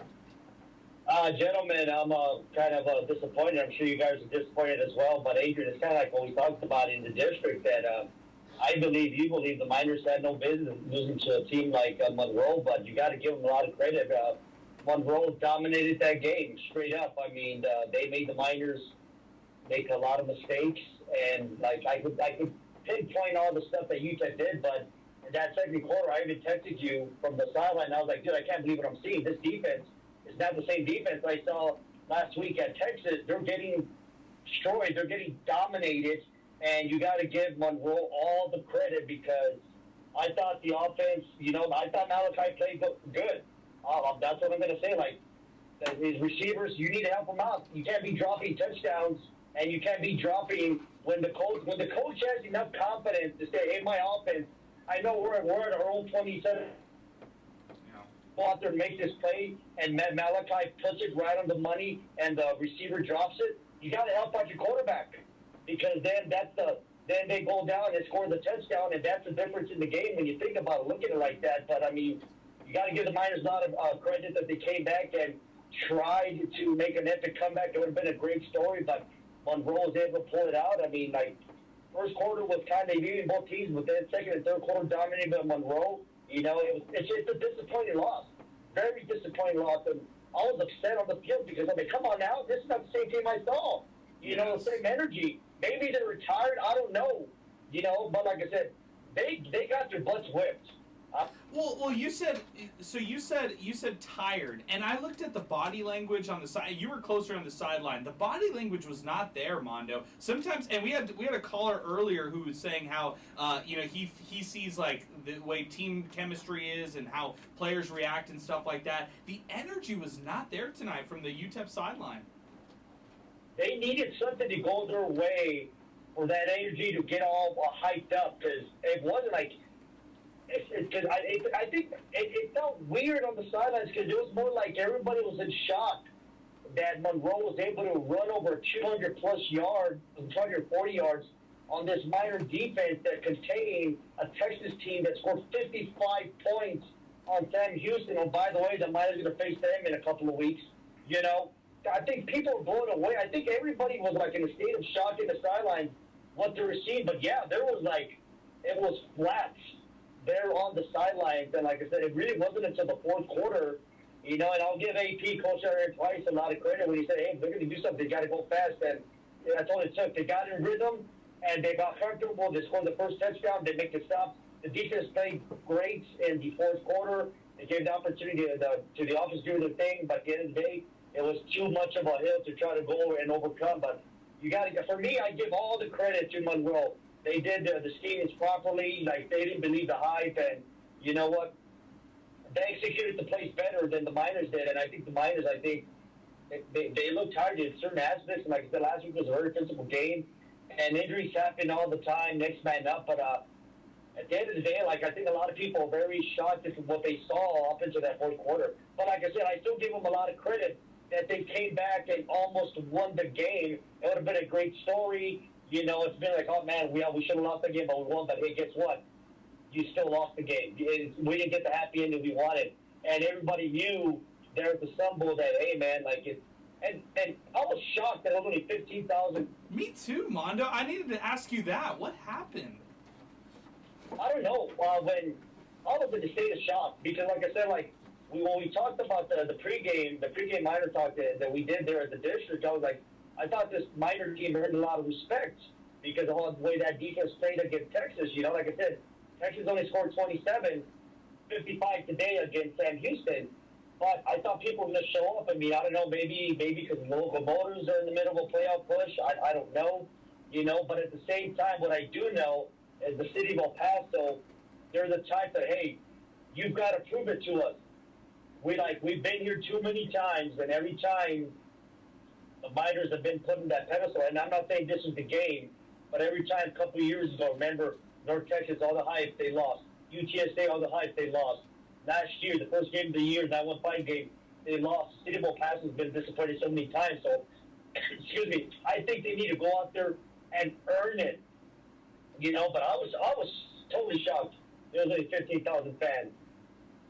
That was bad, man. I was just disappointed too. I guess I didn't really see it much other than what you did, what we did on, the media did to just cover this game for Louisiana Monroe. I guess I didn't see it much other than that. Like, I know UTEP posts on their own socials. They do a great job with Miner Vision and stuff like that to hype things up. But, beyond that, didn't see much push outside of that. And so maybe that hurts. Maybe that affects it. But, Mondo, how do they turn the page? How do they go into next week when conference play kicks off and when this all really matters for UTEP football? And that's a good thing, is that this is when it really matters. Of course, you want to get those 6 games, get the ball out of the video, but hey, that's we shouldn't even be thinking about that. Just go out there and try to win this game coming up, and you're gonna have to change it up. I mean, last week it was the offense got to do stuff to the defense play tremendous. This week it's gonna be defense. And hey, how about this, Monroe? Miners only have 33 yards rushing. 33 yards rushing. At Texas, you expect that. You don't expect that against Monroe. See, like I said, you got to give them a lot of credit because that defense is ready for that. Because we talked about it, too. They're going to try to establish a running game. Weren't able to do that. They forced the Miners to pass. And whenever you do that, you make the team one-dimensional, and you end up losing the game. And that's exactly what happened to Miners. So I don't know how you turn it around, man. I mean, you can give all the pep talks you want, but at the end of the day, the players are the ones that go out there and execute, And just mental mistakes, like you said, right off the bat. First play, the kickoff. Just let it go out of bounds. Oh, man. Wouldn't know that. Maybe something would have been different. But like I said, they still ran all the way down and, missed opportunities with the catches. You got to help with your quarterback. Like, if you would have caught that first touchdown, who knows how different this game would have been. But right away, you get that first penalty. They don't convert on that first touchdown, turnover and downs. And then that's when it starts spiraling down. And then you get the field goal that was missed. I do believe it was, tipped. That's why he missed it. But then they went down and scored another one. And hey, how about the former El Paso player? Yeah. I forget. Dorian Lewis. Yeah. Dorian Lewis with that big run. Great credit to him. Coming back to El Paso, playing in front of his family, gets a big 72-yard run. I mean, props to him. So, I'll just be honest with you, Monroe wanted it more than the Miners did tonight. They did. They really did, man. Mondo, it's always great to talk to you, my man. Thank you, as always, for joining us. Thank you. Love you, man. All right, that's our man, Mondo the Monster Medina, joining us here on the phone lines as we continue. Really appreciate him. Check him out, Budos Miners Bro. Check him out, EP Sports Network. And then, of course, check him out on the sidelines for UTEP and for our broadcast here as we continue. We're presented by Jack in the Box, open 24/7, 365, because cravings don't have a curfew. If I had a curfew, I would have already broken it because we're past midnight and we are live here on MinerTalk. It's MinerTalk after hours. So at this point, we're starting to get a little surly. We're starting to get a little surly right now. So I'm ready to start throwing out some hot takes because I've got them and I've been writing them down here, guys, as we've been chatting and hearing from all of our listeners here. Let's get to a couple mentions here on Twitter, and then we'll get to Milkman coming up next on the program. Manny David, first quarter was good, second and third quarters not so much. Miners fought back in the fourth quarter but couldn't get the win. Season isn't over, folks. Miners begin conference play next week. Hashtag positive vibes. Hashtag MinerTalk. Hashtag picks up. This is Herman Flores. Inconsistency. Last week's defense was great but terrible tonight. Countless receiver drops and Malachi interceptions in critical moments. We suck. This is from Far West Texas, at Will. Ronnie is spot on. We lost out on Eric Morris and G.J. Kinney. You can't miss out on Mac Leftwich next. This is from Joe Rod, our pal, J-Rod in the 915. Those last two possessions and interceptions are so on brand for what is the essence of UTEP football. P.S. Can we talk about the atrocious attendance? That's an issue that I didn't think would rear its ugly head in for another couple of weeks. #MinerTalk. Tristan Pence, credit UTEP for fighting back. The game was lost on an inexplicable decision to go for it on 4th down early in the third quarter. That was a 7-point gift. Hopefully this game was a learning experience for the players and the coaches alike. Eric Doquinto says 2 drops only?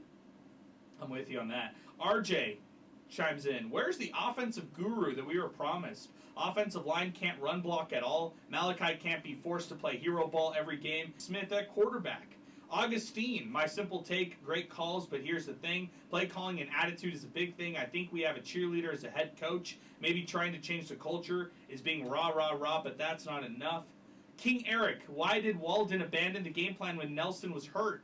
Does Walden know that there's more than one play besides running up the middle for 2 yards? Where's the play action passes, and why does Nelson refuse to run it when he has an opening here in the mix? Mr. E, hearing these callers, Nelson threw for over 400 yards. What are you guys watching? The problem is Scotty Walden is pulling him to play Shea Smith because he's punishing him. He did the same thing versus UT Martin. Why? What is Shea going to do? Nothing. We lost because that defense was horrible versus the run tonight. Get a clue at 600 ESPN El Paso. 400 yards, but I mean, bro, look at it was under 50%.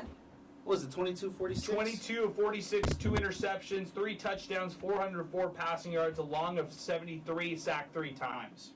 I mean, yards are cool, but points are what matter the most. And this is back-to-back multiple interception games for Nelson. So that's definitely not going to help you win those games. So I don't give a damn about those 400 yards. What would you rather have? 400 yards and 2 interceptions with the loss, or 200 yards, maybe a pick, maybe 1 or 2 touchdowns, but you win. You don't have as many yards, but you do everything else better. I think I'll do the latter. I liked Malachi's play today. Yeah, so did I. And yeah, you know, at the end of the day, you want to prefer a win, even if it's 200 yards and then a touchdown and an interception. But it's a lose-lose for Malachi Nelson, because if they won this game, but Malachi only went for 200 yards, a touchdown, and an interception, trust me, down the line, people are going to say, we could be so much better than this guy, blah, blah, blah. Look, I'm going to, you know, he's going to get the same treatment that Gavin Hardison got. Whether, we can go back to this topic, whether you thought he was a good quarterback or not, he had the job done.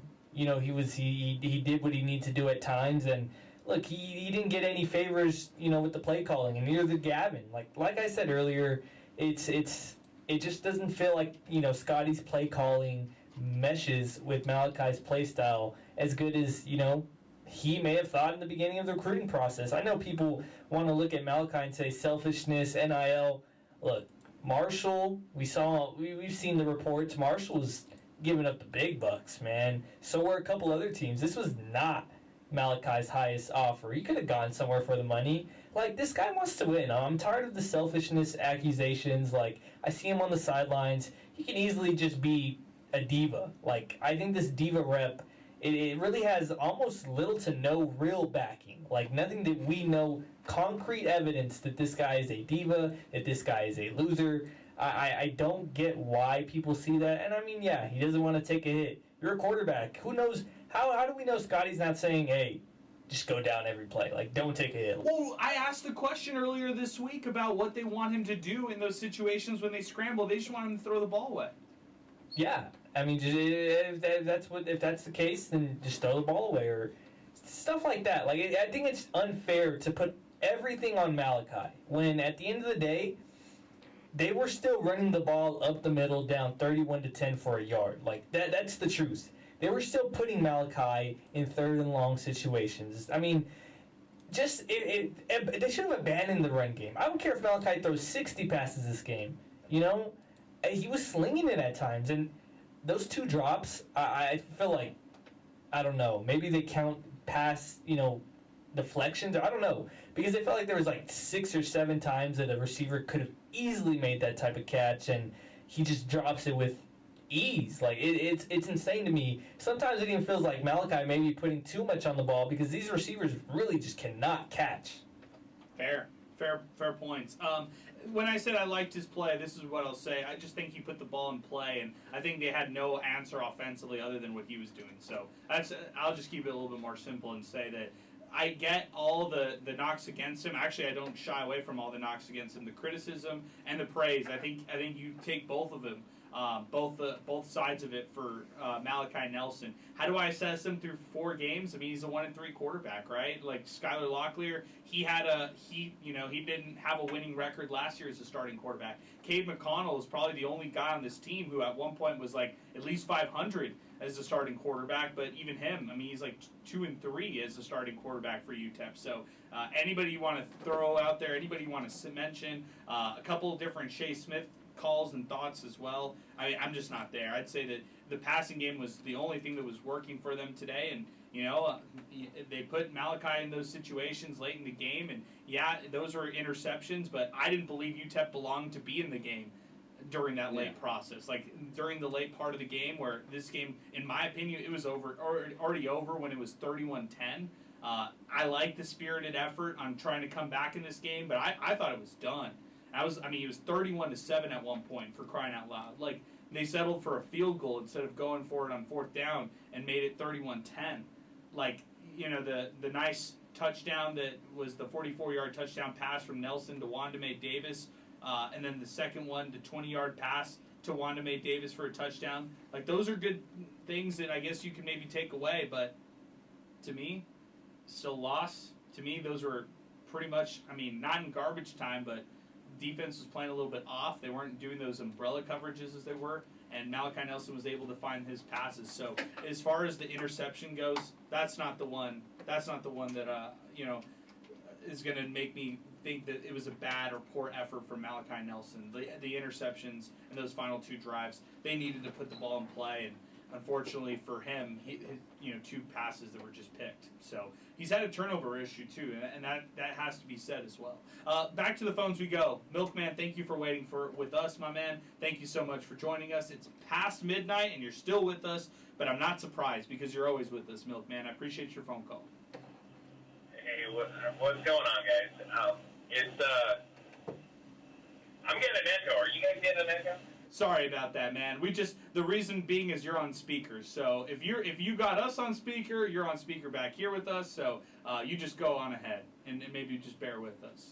Okay. Well, so first off, a lot of stuff. I think the number. Well, I don't know if it's the number one thing, but I was really disappointed with the fans. Like what a small group there was. And you know how I can tell it was a really small group? Because our phones were working. So, yeah. I was like... Great line, Milkman. I was like, holy cow, man, my phone's working. I can actually text somebody. I can actually have internet to check some scores. I was like, I don't remember the last time that happened. But, actually, last... kind of crazy. The last game we were at, I couldn't even get my data lemonade because they used the phone to pay. they couldn't get service, and I was like, "You got to be kidding me!" So I couldn't, because I was using a card, so I couldn't even get them a lemonade. But anyway, oh my gosh, yeah, it's ridiculous in there. They really need to do something about that. But we got to get people in the stands first, right? So anyway, so I think I had a really hard time watching it in the first. The first half was so disappointing, it made me want to leave. But of course, my dad and I don't leave early, but it was just, all of us were sitting around going, is this the same team that played Texas? Like, nobody could believe it. Like, it was just like, this cannot be the same defense that we watched last week. It was awful. And then, I'm not, all these people, throwing shade at, Malachi Nelson, that's not, the fact is, yes, he threw for over 400 yards, and, the point was made that, that doesn't mean everything, but still, it did show a lot of heart that they got themselves back in a position. I think everybody was shocked that, holy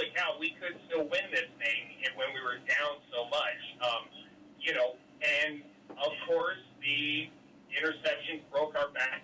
But you know what? I mean, you can't expect too much from it. This is his first year starting, right? You know, I know everybody's because of the 5-star thing, you know. But I do got to say,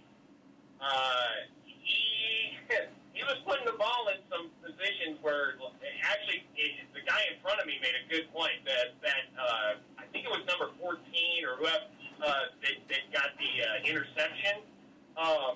He had been watching that ball bounce around the ground around him like all night, and it was we're like, yeah, that wasn't surprising that those couple interceptions happened there at the end. But I don't know. It's obviously they can still salvage the season. They haven't even started Conference USA play. I think everybody was just that first half was flat out unacceptable. I mean, that was unacceptable football. Like especially what we've seen from them already this year.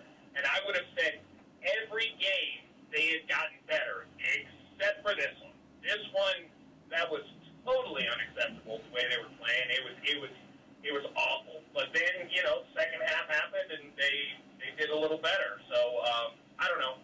Again, as is always the case with minor football, who the hell knows? If they're, you know, they could easily make a turn for the worse, but they could still salvage it. You know, I mean, who knows? But I guess it remains to be seen, right?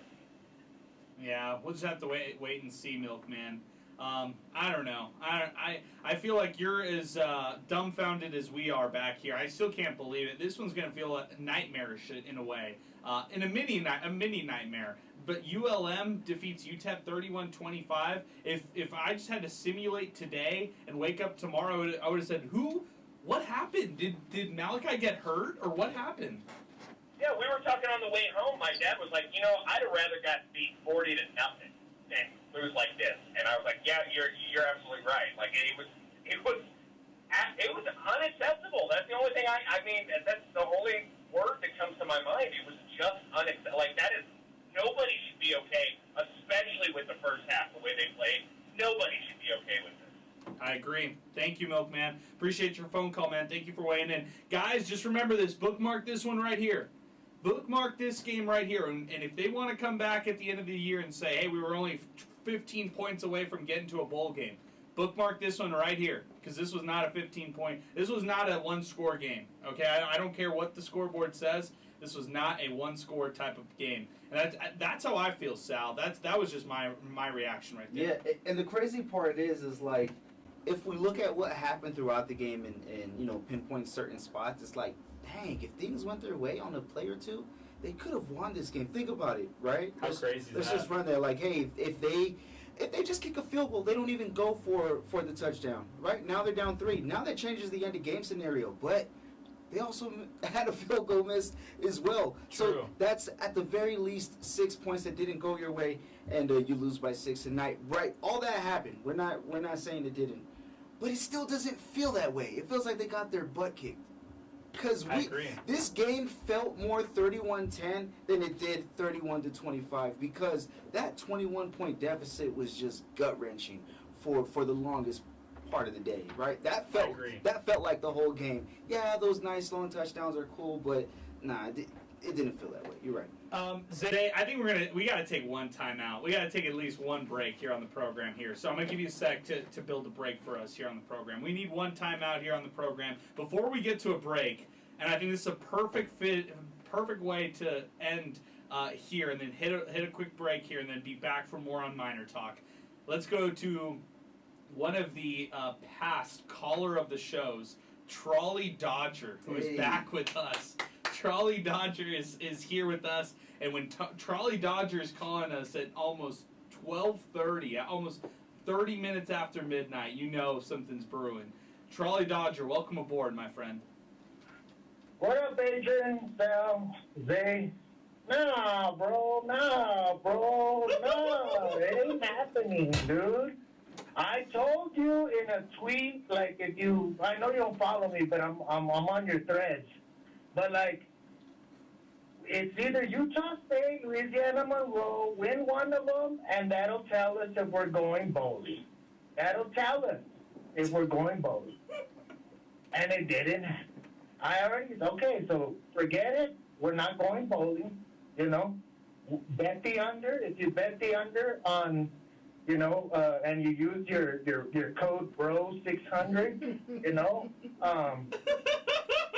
you're going to win some money, bro. You're going to win some money. Because that was the teller. If you win at Utah State or at home at Louisiana Monroe, that's where we're going bowling. So we're not going bowling. As far as today, I had a lot of talacha to do. I didn't go to the game.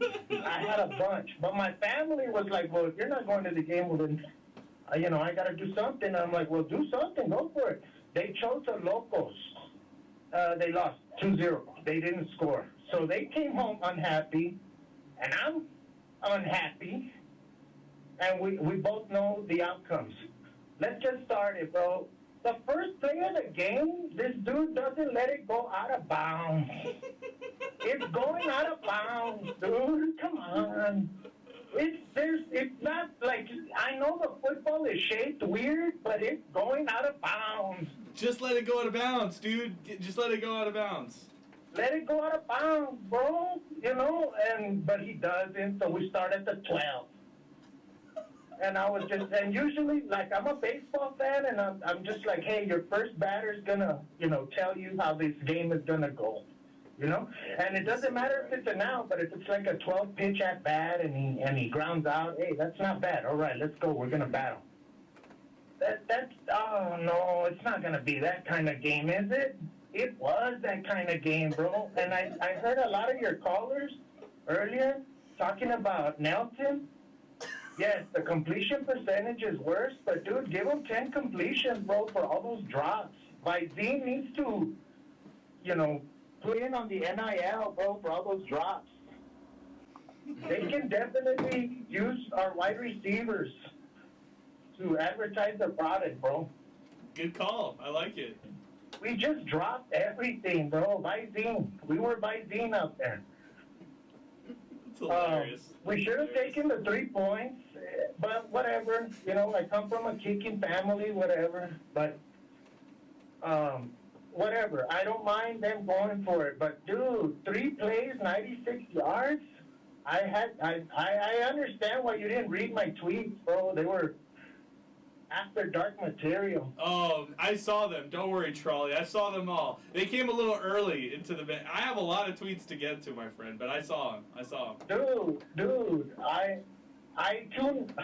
So we do that. We had drops. We had the drops, bro. Really, it's the drops. That's what I was calling them by Zine all day. And then. Oh man. I tuned out. Because I said, that's it, 31-10, I'm out. Here comes a text. Hey, 18. Hey, 25. What? No, dude. Oh, you're kidding me, bro. You're kidding me. Because, you know, I put it out there in the Twitterverse, you know, and I'm like, dude, I just canceled these cats. Okay, I gotta tune in. I'm like, I'm gonna wait for the Dodgers to win. They did, and then we lose. I don't know if I'm the curse or for the Miners or whatever, but I'm pretty sure Scotty Walden is helping out, bro, because there's a lot of play calls that are just weak. You know, first down, second down, third down pass, and we just didn't get it done. We didn't get it done offensively, and defensively, we were offensive. You know, like, it was terrible to look at. I called it Jenna Jameson defense, you know, because we had nothing but gaping holes for Louisiana. Oh, my goodness. Now you can't play man. Oh, man. It was terrible, bro. Come on. Oh, Trolley. Run me, right? Yeah, I'm gonna run you off. But I'll give you the final words before I run you off. Because this is a great call. It was terrible, bro. It was terrible. I was watching. I had just had a hard day of work. And on my off day, I look forward to these guys all the time. And, you know, you spend time with them. It is like having a girlfriend, bro, or a wife. You know, you spend time with them and you spend money on them and you look after them and you support them even when they're not at their best. And they don't hook you up, bro. They don't hook you up. You're just right there waiting for them to have their best moment. But they keep disappointing you, and I don't know why I stay. And I don't know why I stay, you know? Oh, man. I hear you. I think a lot of people like you need to go to therapy, just who have that relationship, that love-hate relationship, like you mentioned there, Charlie Dodger, with UTEP athletics. Great call. Very entertaining. Hilarious stuff. I was dying of laughter here on the Inspo Lens broadcast, so great stuff by you, Charlie Dodger. I appreciate your phone call. We're coming back with George. We're coming back with more. Louisiana Monroe defeats UTEP 31-25. You want to weigh in? Now is the time to do it. 915-505-6009. 600 ESPN El Paso, Twitter, and X. We're presented by Jack in the Box, live on Inspo Lens, YouTube, Twitter, and X, and here at 600 ESPN El Paso. We'll be back in a moment right after this. Cruising down the streets of BP, you know where the miners be. Tune in when the sun goes down, MinerTalk's the word of town. From the Sun Bowl to the lights, we're talking football every night. Win or lose, we're standing tall, El Paso's pride, we've seen it all. MinerTalk, we're keeping it real, every play, every drill. From the field to the mic, we're all in, ready to strike. El Paso nights, the stars so bright. MinerTalk's got the spotlight. Orange and blue, we never stall. Talking miners standing tall. Franklin Mountains in the back, with the miners on the attack. We break it down every snap, with every fan we bridge the gap. The Rio Grande that flows so wide, MinerTalk's our city's pride. From the lows to the heights, we're here for those game nights. MinerTalk, we're keeping it real, every play, every drill. From the field to the mic, we're all in, ready to strike. El Paso nights, the stars so bright. MinerTalk's got the spotlight. Orange and blue, we never stall. Talking miners standing tall.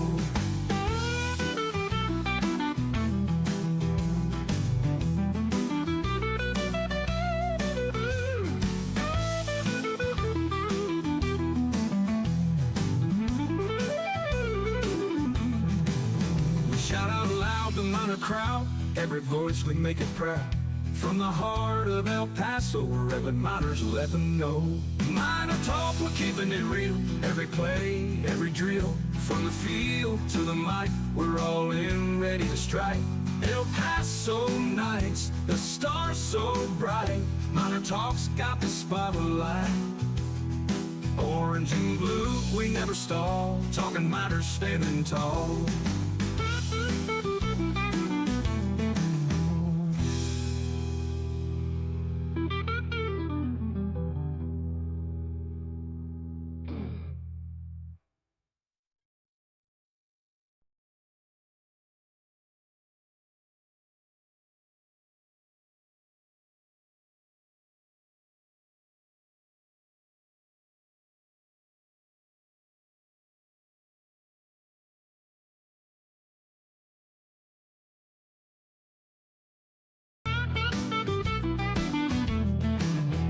Cruising down the streets of BP, you know where the miners be. Tune in when the sun goes down, MinerTalk's the word of town.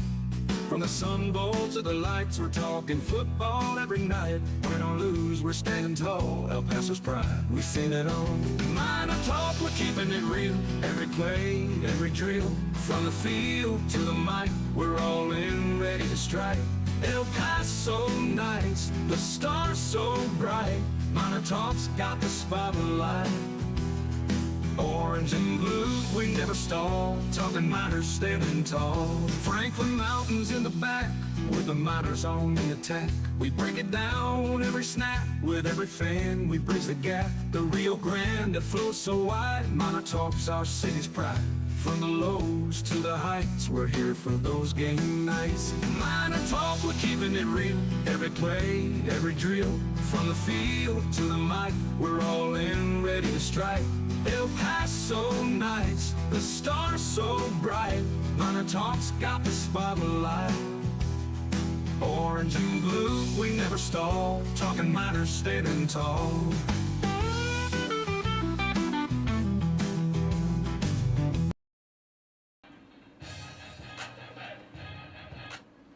All right, Miner Talk is back. We are live, presented by Jack in the Box. We are here in the River Oaks Property Schoolyard Sports Studios. Jack in the Box, thinking way outside the box and open 24/7 because cravings don't have a curfew.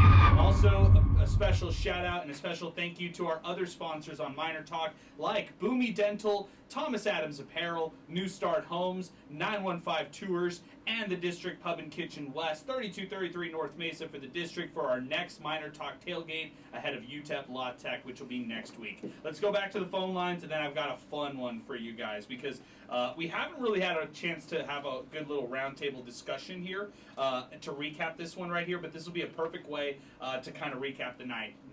Louisiana Monroe defeats UTEP 31-25. George is with us on the phone lines. George, good evening. What's going on? All right, so I'm here in Albuquerque. I got the opportunity to watch the game on ESPN Plus. I turned on the game because I woke up a little. I was taking a cat nap, and I woke up a little late. So 7:30 comes around. I'm watching the game, and it's 7-7, and I see Louisiana Monroe, and they're running the ball pretty efficiently, and they gash us for, I think it was 30-something yard run by one of the running backs, one of the three running backs that was gashing us throughout the whole first half. The team looked dismal. They looked lost. They looked not ready to play. I think they were overconfident, and because of the fact that they came into this game going up against Texas, and they thought, well, we handled Texas pretty well, so let's just take the day off and let Louisiana Monroe just run all over us. Scotty did a horrible job at calling this game. I mean, I agree with one of the callers who said he should let one of the OC offensive coordinator call the plays because he was all over the place. And just the fact that they couldn't run the ball inside, well, if you can't run it inside, guess what? Bounce it out, do something, play action pass, misdirection, do something, but don't just run it down the middle like your line is going to block because they're not all of a sudden going to start blocking. You got to work and play to your strong suit. And they weren't. They were not playing to their strong suit. They seemed like they were the visiting team, for God's sake. They're the home team. They played much better last week, right, George? Exactly, they did. And yeah, like one of the callers just said right now, they came back, but it felt like that 21-point deficit they were going into the half. They just did not look like an FCS school. They looked like an FCS. I was thinking I was watching an FCS school against an FCS school. They looked a whole hell of a lot better last week, and I really wasn't expecting them to do anything against Texas. And they at least came back to make it an interesting game. Now, granted, I just saw the score, Texas against Sam Houston, and they just walked all over Sam Houston, 55-0. I was watching some of the CUSA scoreboards, and they look, pretty much about the same. But one of the stats that does stand out to me is 250 yards of rushing to 33 yards of rushing for UTEP. Now, granted, they didn't have they didn't have Thomas in there. I get it, but come on, let's stop running it down the middle. Let's do something for the outside. Even with Shane Smith, they had a limited success running it outside. Get it through your head. You're not going to be able to power run the ball because your O-line is not that great. Do something, misdirection, something else. I mean, it's easy for me to be an armchair quarterback right now, but the reality, everything stands out to Scotty. I don't know if he's too close to the sidelines to not see what they're seeing up there, or nobody's really communicating to him what the defense is giving them. Malachi is a good quarterback. He did mess up and add some error throws, but for the most part, he was pretty spot on. Now, the previous caller was drops. I agree with him. You know, receivers need to do the job. I mean, one of my coaches back in the days used to tell the receivers, if it hits your hand, hey, guess what? You're catching that. You got to catch him. You know, you got to catch him. You got to support your quarterback. And if you're one-dimensional, the defense is going to key up on that, and they're going to do something to stop you. So it doesn't take, it's not a one-man team. Everybody has to work together, and they have to, you know, they came in the second half, and they neutralized the run somewhat, but it still didn't matter because we got these 3 opportunities at the end of the game to come back and beat them, and we couldn't. What does that say about the program? What does that say about dropping $25 for parking, another $30 for your snacks or whatever, your concessions, and then you still got a $21 ticket? Guess what? If I'm a fan, I'd rather go somewhere else and spend my money on a like the guy was saying. I'd rather wine and dine another babe than UTEP because I'm just gonna fall short. I ain't gonna see nothing. I get you, George, and I'm with you, man. I hear what you're saying. I hear your frustrations. I thought, you broke down the run game for Louisiana Monroe pretty well. I mean, that run game for the Warhawks in this one right here, you see what they did in this one. By the way, 401 total yards of offense in this matchup here, 252 on the ground, 41 carries, 252 on the ground for Louisiana Monroe. That just speaks to everything right there and shows you how dominant they were on the ground. But good assessment, good breakdown of the game. I appreciate your phone call, George. Thank you for weighing in on the program. Our telephone number, if you want to weigh in, 915-505-6009. All right, it's time to wake up the boys because there is a lot of things we have not hit on. We burned through all the calls. We've had all the reactions, all the responses. And now it's time. There's never a good time to do this, but now is the time to do it. The famous MinerTalk segment, in or out. It's time. It is time. We are so back. We are so back. We were waiting for this since day one. Let them ring. Let them ring, Zay. Just keep them all on the phone lines on hold for a long time because we will take a call when we can, but we're going to spend some time having this discussion, in or out. And this is something that we've started way back when. It's a fun segment. Are you guys ready? Are you guys ready for in and out? In or out? I'm ready for some in and out. I'm hungry. But are you guys ready for some in or out? Let's do it. What do you think, Zay? Are you ready? Are you prepared for some in or out? Prepared for anything. Okay, prepared for anything. Zay is prepared for anything. He's ready to go. Okay, guys, let's start it off. Start it off with a layup, okay? This is going to be a great one. Zay, you take the floor off of this one. In or out, Digicamo? I don't even think this needs... You know what? You guys already know my answer. I'm not even going to say you guys already know my answer on this. But now you have to say it for... Now you have to break it all down because now we're opening up the can of worms. So in or out, Digicamo, and this is the segment right here. Okay, I don't know if people saw this on Twitter, but going into the game, UTEP had not won a game wearing these horrible Digicamo uniforms. They lost to UNLV in 2023. Got pummeled, actually. It was 45-28. Not really even a close game. And then last year, they opened the season with these ones, and we all know what happened against Southern Utah. So already, even if they were beautiful jerseys, if they were the 80s throwbacks, I'm already saying that's not good, guys. We're wearing jerseys that we've never worn in. But, I mean, if you look at these things, you can't even look at these things because your eyes will, hurt. Seriously, no joke. If you're in the press box, I feel bad for, the stat guys who sit just to the right of us.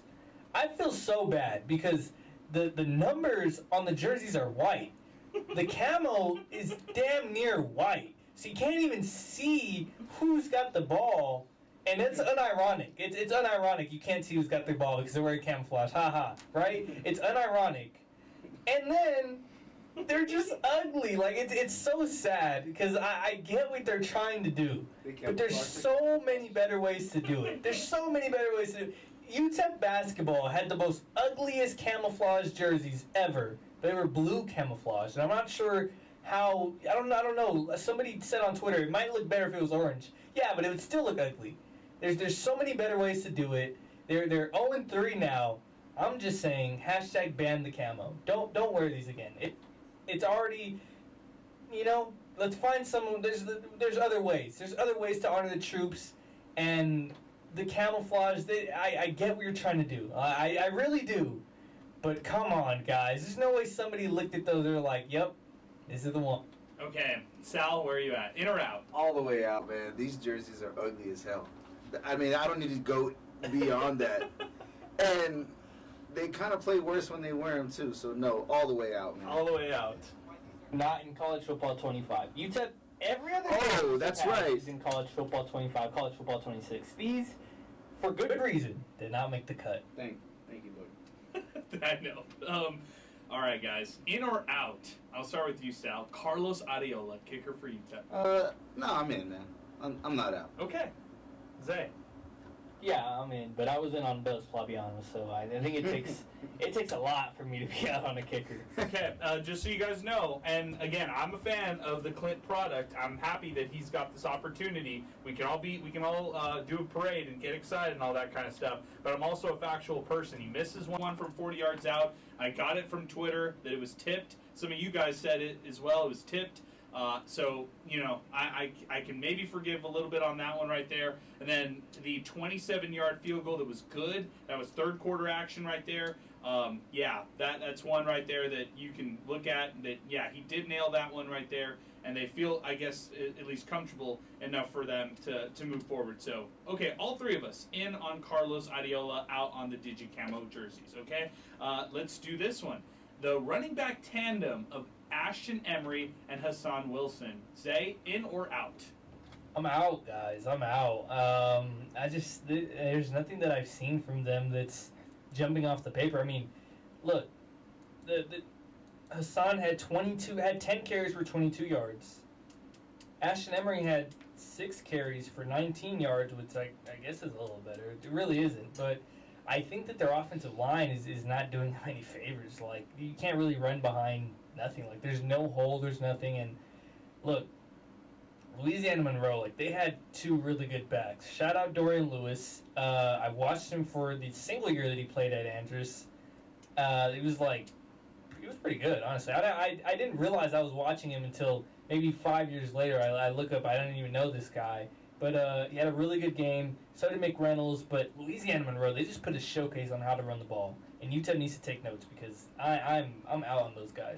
I'm going to say I'm in on Ashton Emery and Hassan Wilson, out on the offensive line run blocking. That's how I would say it. I like these two guys individually. I mean, Wilson is the same guy who broke the all-time record for longest play from scrimmage in UTEP history. So he's obviously done some good things for UTEP. Last week he had a 30-yard run for UTEP, but the run game has just been non-existent. I don't think it would be existent if they even had Camp Thomas in the mix. So I'm in on the tandem, out on the O-line run blocking. What about you, Sal? No, I'm still in, man. These guys have shown some solid flashes.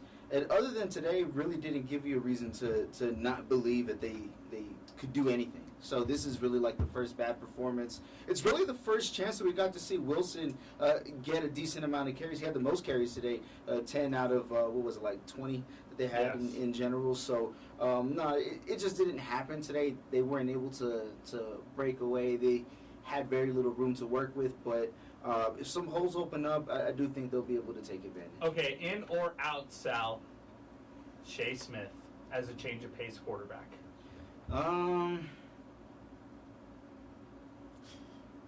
I think the issue is something bigger. But okay, let's talk about it. Let's talk about it. I think the reason he comes in is because what are they doing? They just got to try and change things up because what they're doing is not working. So that tells me pretty much for a good part of the week as you were preparing for this game, good part of what you want to do, I don't want to say it's out the window, but it's not being selected for a certain amount of time because it's not working. So you bring this change of pace that hasn't really been successful in the first place, but it's kind of like it shouldn't get to that point. Because if Shea Smith, we could go down the pecking order, right? In general, it's Nelson, Locklear, McConnell, and then Smith. So your change as far as quarterbacks. As far as quarterbacks go, but your change of pace guy is someone who's fourth on the pecking order. what's the specialization there? We know what that change of pace is going to be. So when he's out there on the field, they know what's coming. It's kind of like a preconceived, idea. Hey, Shea Smith is in the game. All right, just keep an eye on him or the person who he's next to, and we'll get him. It's kind of like the Calvin Brownholtz situation before he popped up and threw that pass to Trent Thompson. So, yeah, I mean, Calvin Brownholtz was that guy, the short yardage guy for UTEP in the previous era, and every time he jumped into the mix, you all knew what was going to happen next. For Shea Smith, for me, look, I was talking to somebody off air and, after the game, maybe it was an ankle injury for Malachi Nelson. He sprinted to the locker room at one point and sprinted back. So hard to imagine that ankle gave him too much issues. But it's a 2-minute drill. And you have Shea Smith, who hasn't developed the chemistry with the receivers. I want to be fair to him because I don't want to say that he doesn't have the tools to be a passer. I don't want to say he doesn't have the prowess to be a quarterback. I think that's all unfair. To ask somebody to be like this relief pitcher, to step in the game and just give you one drive, a successful drive, it's a lot to ask of anybody. We don't see that on Sundays from the best teams out there in football. What's that? How is that going to work at a college football program like this at UTEP where they're trying to have, I don't buy any of that right there. So again, if I'm going to bed at night, I'm somebody in the family of Shea Smith, or if I'm going to bed tonight, I'm somebody in the Malachi Nelson household, or somebody close to him. I'm going to bed thinking they were put in bad situations. And Shea Smith in a 2-minute drill is a bad situation right there. Could you ask Skylar Locklear to go into the mix in there to execute a 2-minute drill, move the ball down the field, and score, which they desperately needed right before halftime? I think that was one of the most critical drives that was not capitalized on for UTEP, and they went down at the half 24-7. They could have got a field goal out of it, could have got a touchdown out of that drive, whatever. They had plenty of time, and they couldn't execute on that drive to close out the half, and that was a really frustrating drive. I thought it was by choice. I thought they were throwing in Shea Smith because of like a personal reason or anything like that. But it looked like there was something dinged up with Malachi Nelson that he obviously rectified going into half and then coming out of the half, playing the entire third quarter. Zay, in or out on the gimmick that is the usage of Shea Smith? I'm all the way out on this gimmick, but I'm not out. I'm still in on Shea Smith, the quarterback. I'm just out on this gimmick that they're trying to throw him in. They're forcing him out there. Like, there was no need for Shea Smith to be out there in a 2-minute drill where, one, we know you're not going to let him sling it. Two, you only had a timeout left. So, first off, you're putting yourself in a weird position. It's a 2-minute drill where you're primarily going to run the ball, and you're 60 yards out, 70 yards out. What sense does that make? It makes none. Second, like you said, he's put in an impossible situation to succeed there. I mean, sure, it works when it's maybe 2nd and 3 for a play or two, but for a whole drive, for him to be there and in one of the most crucial spots of the game, just throw him out there cold, without barely a warm-up. This guy had maybe 5 minutes to warm up, probably didn't even expect to play at that point in the game. It just made no sense to me that you're doing that. Throw in Skylar Locklear if Malachi really can't go. I really don't see was thrown out there when, like Sal said, I think that even on the depth chart that we're given, Skylar is QB2. That should have been Locklear if it can't be Nelson, at that point in the game at least. Yeah, and that QB battle was so tight going into the opening week, right? Wasn't it so close? And the starting quarterback had to be decided literally a week before the season started or not too far from it, right? That's how close it was. Then why isn't he going in to relieve? For one reason or another. If your star quarterback gets hurt or your number 1 gets hurt at any position, number 2 should be ready to go, not number 4. This is no offense, but you know what's going to happen when Shea Smith is out there. You're either going to get 50%. You're going to get 50% run, 50% pass. But it's probably nothing downfield. And they needed to drive down there to get some points. We've seen what Skylar could do at points. I'm not saying he would have gotten it, but I do believe that his skill set and his experience fits that situation better. Of course. Cade would have fit Even better. Cade, yes. Cade or Skylar. Yes. Lamborghini Cade. Yes, give me Lambo-cade in that instance. All right, guys, in or out, the big UTEP banner that is on the field. This was sent to me by our great friend Locomotive Miner, who has been literally a day one listener of MinerTalk. I think the first ever show we did for MinerTalk, he was listening and he was jumping on board. So literally day one for MinerTalk for Locomotive Miner. He said, this game sucked and so does this banner. He sent me a picture from row 7. If the banner is supposed to give the team a strategic advantage, it's clearly not working. Also, head coaches shouldn't be calling plays. Feel free to use this photo, no credit necessary. Guys, in or out? Zay, I'll give you the first shot on this one, since you were on the sideline. Did you see this, and how obstructive is the viewpoint for this banner?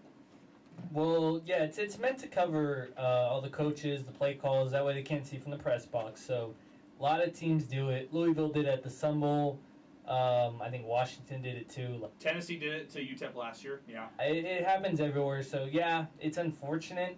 I'd be out if I was a fan and I had to watch the game with half of the field blocked by this big obnoxious banner. But I guess in, just because it happens everywhere. I don't know. That's a tough one. Yeah, I guess I would probably. So I asked Scotty Walden about this after the press conference last week, and he's like, "Hey, tell the fans I'm sorry. Like, we just want to protect our signals. You know, that's their thing." Sal, in or out?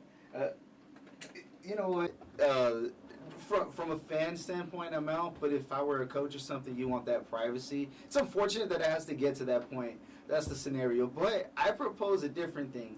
Hey, if you're in that area, you can only see half the field. Your ticket should be half the price because you're getting half of the game. There you go. I like that. How about 50-yard line? Okay, I'm in on that. I'm in on Sal's idea club. For the 50-50 club. Not bad. UTEP is completely out on that. They're 50% with the left foot, 50% with the right foot, 100% forward. That's awesome. As far as, okay, next one, in or out, and I'm going to elaborate on this one, so bear with me, right? Cam Thomas is obviously out for the rest of the year. You heard about that earlier this week. Broke by Andy Morgan, play-by-play broadcaster for UTEP here, KTSM anchor. Kenny Odom was a no-go in this one.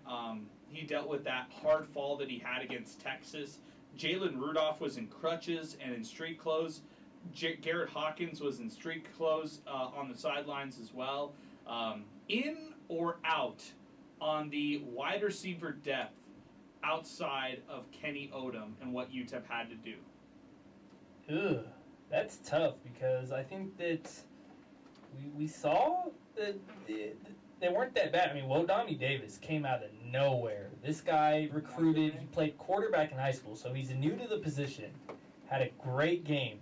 I don't even think that they expected him to play this year because look at his number. His number is 23.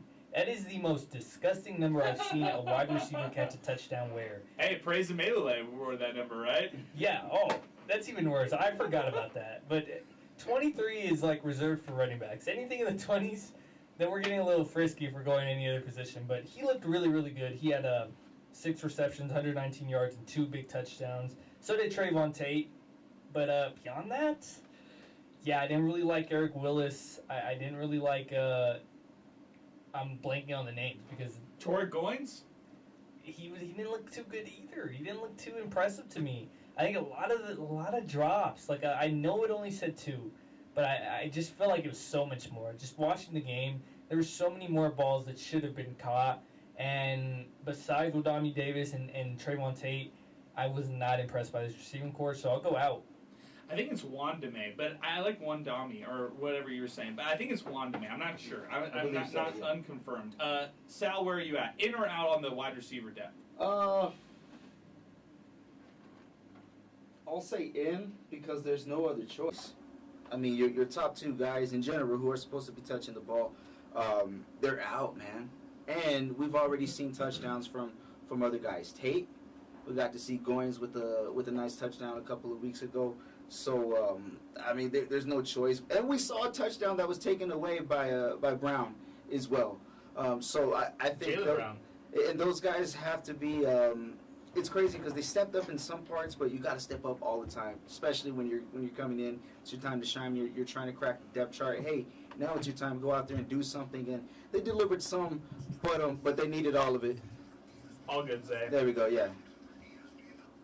All Perfect. good, Zay. No worries, man. There might be another one. We got the hard ETM. Yeah. No worries. Cool. We're good. We'll make sure that we're live here on Inspo Lens as we continue going on Inspo Lens. I would just let it breathe for a second, Zay, and then throw that ESPN or that live macro that we've got, live, and then we'll be good. We'll be back on air. We'll be fine. As we continue here, we're still live. Inspo Lens continuing here. 600 ESPN El Paso MinerTalk Live, presented by Jack in the Box. Thank you very much, Zay. We're so good. We got this. We're going so long that now the hard ETMs are starting to hit, ladies and gentlemen. Yeah, that's exactly right. And that also signals that we probably should start winding down as well. I will say this. I am concerned about the injuries that are starting to pile up at those positions, the wide receiver. Even the linebacker position took a bit of a step back today, even though I like the position. They have depth there, but just having Micah Davey, Jaden Wilson, and Stratton Schufelt wasn't enough for them in the tackling effort on the defensive side of the ball. And then I'm actually all the way out on the supporting cast on the wide receivers, as far as that goes. I think that the inexperience is there. These guys are some good players individually. Like Jaylen Brown, has some nasty moves. I was really liking what I saw from him. Wanda Davis Jr., those 2 touchdowns, those look nice. He was snagging catches that were pretty good passes that were coming his way. Eric Willis III. Individually, these guys are there. I'm all the way out, guys, because they didn't make this a priority over the offseason. And I thought this should have been one of their priorities. And I think they took for granted you're just bringing back 2 all-conference caliber players in Cam Thomas and Kenny Odom, and didn't really find that number one go up and get the ball type of receiver. And I think they thought they would find that in some of their tight ends, and it's really not there. 9 different receivers catching a ball here today in this matchup. That tells you that they can have some guys who maybe step up. They can have guys who take steps in the right direction. But I actually put the finger of blame here and serve that blame pie over to some of the coaching staff over the offseason for not making this more of a priority of getting proven guys at the receiver position. I think they have guys with a ton of potential at the receiver position. I think individually we can talk ourselves into all these guys so we're blue in the face. We don't need to go player by player. I think all these guys bring some interesting attributes, but they weren't supposed to be playing. Kind of like what Zay was saying. I don't think they were supposed to be thrown into the mix, and because of that, UTEP's caught in an interesting situation at the wide receiver position. They went into the season without a lot of depth, and now here we are 4 games in, and they don't have a lot of depth at that receiver spot. So that's how I think that's how I'm going to go with that one right here. You want any thoughts there, Zay? Go ahead. Yeah, I think that I agree with you, but at the same time, I mean, they're going into this year. They lose Cash Cheeks, then you lose Jaden Smith, and then you lose Kenny Odom. Now you lose Cam Thomas. That's your four guys that you expected to catch the most passes this year. So, yeah, they probably should have gone out there and gotten more proven guys, but like you said, I don't think they were expecting, and those 4 guys, I don't think they were expecting Trayvon Tate, Davis Jr., Eric Willis, and Brown. I don't think they expected those guys to even, sniff as much playing time in one game, let alone the whole season. Yeah, I'm with that. I can get behind that for sure. Guys, in or out, consistency on the D-line. I was in as far as them being very consistent week over week, but after today taking a big step back, I don't know. I mean, now I have question marks on this defense. I'm not out necessarily. I'm still in on the defense as a whole. But Sal, that was a concerning part from tonight. Yeah, it's crazy. We can pick apart different points, and various areas let them down. It wasn't just one side of it. So defense didn't show up to play for a good part. They didn't look like they normally do, or like they did, earlier in the year, which was very disappointing. I think that's probably the most disappointing part. Doesn't matter about the offense, all those situations there, drop passes. You see those big plays that they give up, and it's like, why do they have more explosive plays than Texas does, on this defense? So I can't be out, though, man. Because when the game was out of whack, the defense did what they needed to do to get this team back in the ball game. Offense did not deliver. So if we're going to go that route, I can't be all the way out of this defense. Yeah, I'm out. I don't know why I took the bait. I was still on the fence on this defensive line, week 1. I took the bait week 2, you know. I took the TFL sack thing. I knew it would end. I don't know why I let myself believe that I was all the way in. Yeah, I'm out on this defense at times. I'm not like fully 100% like this is a horrible defense. No, but I'm gonna chill out. Like this defense is probably not as good as I expected. They're gonna have lapses, but that also means that they're gonna have pretty good games as well. Just like you said, they're inconsistent, and you can't have that. Okay, a couple honorable mentions in or out, but these are honorable mentions because I think we all know which way we're gonna go on these right here. Timeout decisions. I think we're all out. I mean, I don't think we need to. I don't think we need to even hash that. So timeout decisions and timing of timeouts. 4th down play calls. I'm out. I'm just out. You're in. You like some of these play calls. You know what? And maybe it's the college football 26 player in me. Maybe it's the video game player in me as a whole. But I didn't mind going for it on that first drive. It was it should have been caught. Should have been a touchdown. And then on you know the one that everybody talks about at your own 27, probably isn't the smartest play, but it should have worked. I don't really mind it. You're down 30. You're down 24-7. You need something. Fans we're already booing you. Like might as well grow some cojones and go out there and do it. Dropped again. So I'm in. I like the aggressiveness. I just like the aggressiveness. Okay. Sal, anything you want to add? No, I'm in. They Okay. just drop passes. Okay. Anybody want to throw out an in or out? Do you guys have any honorable mentions on in or out, or any thoughts here that you want to throw out there for us or for the listeners? I feel like I'm in on this segment, guys. I feel like you know, as far as the timing goes, there's never a good time for this segment. We always do it for football and basketball at some point, early or midway into the season, to try to give an overall assessment. I'm going to tell you one right now. I'm out on the UTEP Bowl train. I'm out. Guess I'm out too. I'm out. I was in literally like 2 days ago, but I'm out, guys. I said what I said, and I can't ditch it, man. I have to. Just for the sake of it, yeah. I gotta stand on that. What am I doing, You guys? know I'm restless. I'm falling asleep. I'm losing my mind. Look what you did to me, UTEP. No, man, we gotta ride until the wheels fall off. Right? Until it's not possible. I'll put it like this. I don't give a damn if it's 99.99% that it won't work. Still got that 0.01, and when that 0.01 happens, it shakes up the whole world. All right, that's just the kind of person I am. But also, I gotta stand by what I say. So maybe I am who I am because of what I say, and that's kind of bad. There you go. I like it. I was out before the season started on that train, but I am on the hype, or I'm on the train of, I think this still could be a successful. It depends on what you say success is. But I feel like there's positives and successes that this season can still, they can still take away from this season. So, anybody else? You guys good? Okay. In or out that they surpassed their win total from last year. Not meet, but surpass. Oh, surpass, yes. In. So you say 4. Okay. Yeah. Okay. Good stuff. All right, guys. I feel like we're pretty good there. Let's go back to the phones. Chuco's joining us next. He had to endure all of that, so thank you for joining us, Chuco. Thanks for waiting for us. What's going on, my man? No, I I'm glad I've listened to everyone's calls and all of your comments, and I thank you guys for giving us some clarity or some way to decompress, because I must admit I'm a better person right now than I was at the end of the game. I had the most incredible 50-yard line tickets. Thank you very much. I was, hoping for the best. We had that start, and I was thinking, all right, things are going to go well. But boy, man, it's so frustrating that it seems like the same things just keep coming back to haunt us, and the coaching decisions, those 4th down calls, the timeouts, just a combination of things. So anyway, thank you guys for what you do, because I'm a much better guy right now than I was earlier. I don't know if we could say the same.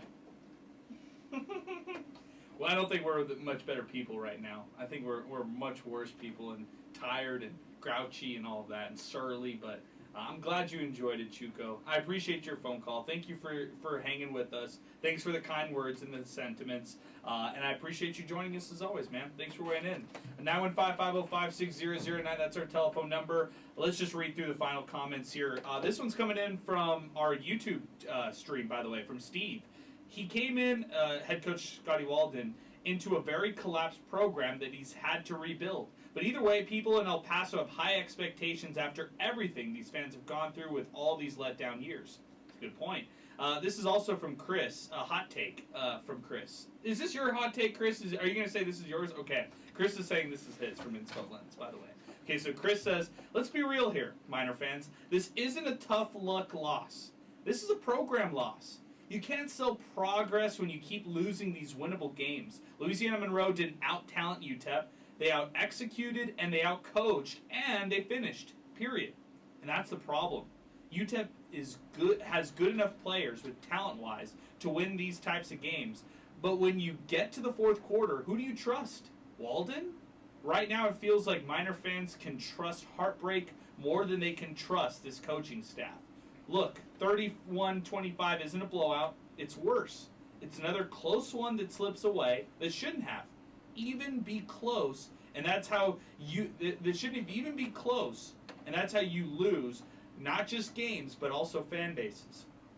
If this program wants to be taken seriously, it has to stop playing the role of almost winning, almost turning the corner, almost a contender. Miner fans deserve better than almost.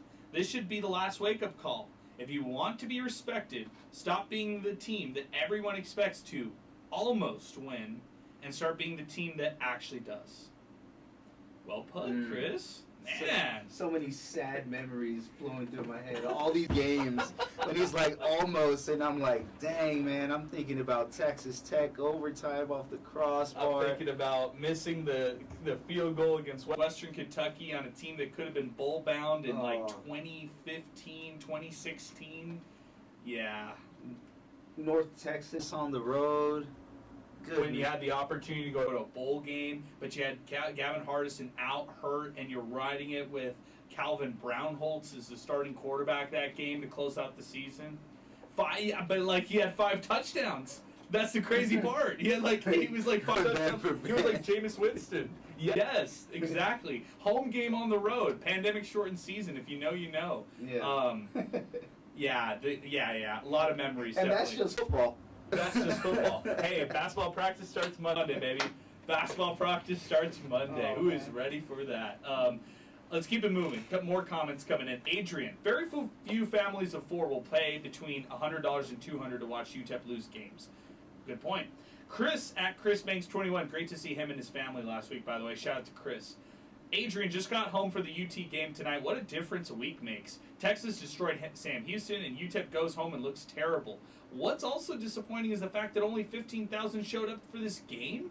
El Paso needs to do better, but so does UTEP. El Paso Visuals Deportivos, 15,000? I asked in earnest, did people travel to Austin and or live in the area to go to the game against the Longhorns to support the Miners, then go to the game tonight at the Sun Bowl? This is from Rutang, Ruben Ramirez. UTEP football will have less than 10,000 fans at the next home game. Hashtag book it. Augustine, at the end of the day, it's just another loss for a program that has a history of losing. Yes, Nelson had a wonderful game, but it's still a loss. What do you change? Or rather, what can you change? Adrian, I think it's time for UTEP to drop down a level where we can compete. Joe Chacon, always good to see you guys. We are the Miner fans, win or lose. Says Agnes, the Miner mom. Let's get the next win. Repping from El Chuco now. Brock is my OG. Have to give a shout out to Sal is my pal. Play your game, LOL. I guess we finally sent to the current week, man. Yeah, we got a dynasty going on. Took over East Carolina, 4 or 5 weeks into the season. Undefeated since I took over, so that's pretty cool. But yeah, man, trying to win the American Athletic Conference. Follows it up with Sal, let's play. You're hosting a show. Not right now. We'll do it soon, man. Oh, by the way, real quick, since he brought it up, we've played 3 times and I won all 3. Oh, 3-0 versus Joe Chacon. Yeah. So get that on your calf there. First one you almost had, but I, clutched up at the end. So. 8-Ball Troy says, UTEP hashtag that's one. That's on the head coach tonight. This is from Delusional Kate McConnell fan. By the way, I feel like we're close to finding out who this is, okay? No concerns needing chat. When in doubt, blame Adrian for not listening to Zay. I don't get that one. We'll be fine. Remember, we have Cade. He will always keep us in contention. Can he play linebacker too? The OKGs are going down like flies. Hashtag Zay all the way. There you go, Zay. Hey, the Caden McConnell burner. This is like the first person to give me like thank you. UTEP Mineto. UTEP struggled the ball, running the ball effectively. I failed to comprehend the rationale. I think I read that one earlier, so I'm going to keep going. This is, I already read Tristan Pence. Shout out to you, Tristan. Shout out to Augustine, who's sending us 1 million of these. Shout out to El Paso Visuals Deportivos. I have a source who said Nelson was making $750,000 to play for UTEP. He is worth it. Time will tell. The amount seems right. Good for him. I think he and any 5-star player is going to need to be paid that amount to come and play here. I can guarantee on this radio station, guarantee that he is not making $750,000. Guarantee. I will book it. Just book it right now. Take away a 0, my friend, if you want to get near the ballpark. This is UTEP. This is a school that barely has 600,000 period as the full NIL collective. This is UTEP where they're paying their head coach less than or right around $750,000. To say that you got a source and that Malachi Nelson's making that kind of money, no, dude. He's not making $750,000. No one here in El Paso is. Unless you're Joe Golding or Scotty Walton. Those are the two coaches who kind of make around that amount annually. And that's still one of the worst in Conference USA for all the other coaches. Zay, what's going on? Oh my gosh. I started laughing when I heard that. I looked up. I'm just going to think that his finger slipped to the 0. Yeah. Maybe $75K is what he was trying to mention. $75,000 versus $750,000. That's unreal. Like, let's just be honest with everybody right now. If you were UTEP going out there paying 7 figures to somebody or 6 or more than 6 figures to somebody like that, $750, that would take up your entire NIL. Like, that doesn't make any sense. So that's just not the case. But I can guarantee that for sure. This is from Memo. Help me cope, Adrian. Sorry, dude. I know, I feel you. Shout out to Jay Arnold, who stopped by as well. Joe Chacon said, Jay Arnold was great to not only hang out with, the man, but also these guys in town. Hope El Paso is all I know it could be for you guys. Hashtag repping from Chuco now. Hashtag welcome all. Hashtag MinerTalk. By the way, El Paso is the best city. If you're like a college football content creator, you want to stop by and do your rounds here in El Paso, this is the best city. Like, I was watching Jay Arnold go around. Everybody knew who he was. Everybody was saying hi to him. He was the mayor here for today, basically. He was walking around having a great time. I remember our boy Alex Funderburk. When he stopped by, he had a warm response by the UTEP fans out here as well. Our boy Michael Barker, the college football campus tours guy, he stopped by the Sun Bowl. He had a great experience too. I mean, it's all great vibes, except for as far as football goes, the football just didn't come through for these guys who made their appearance.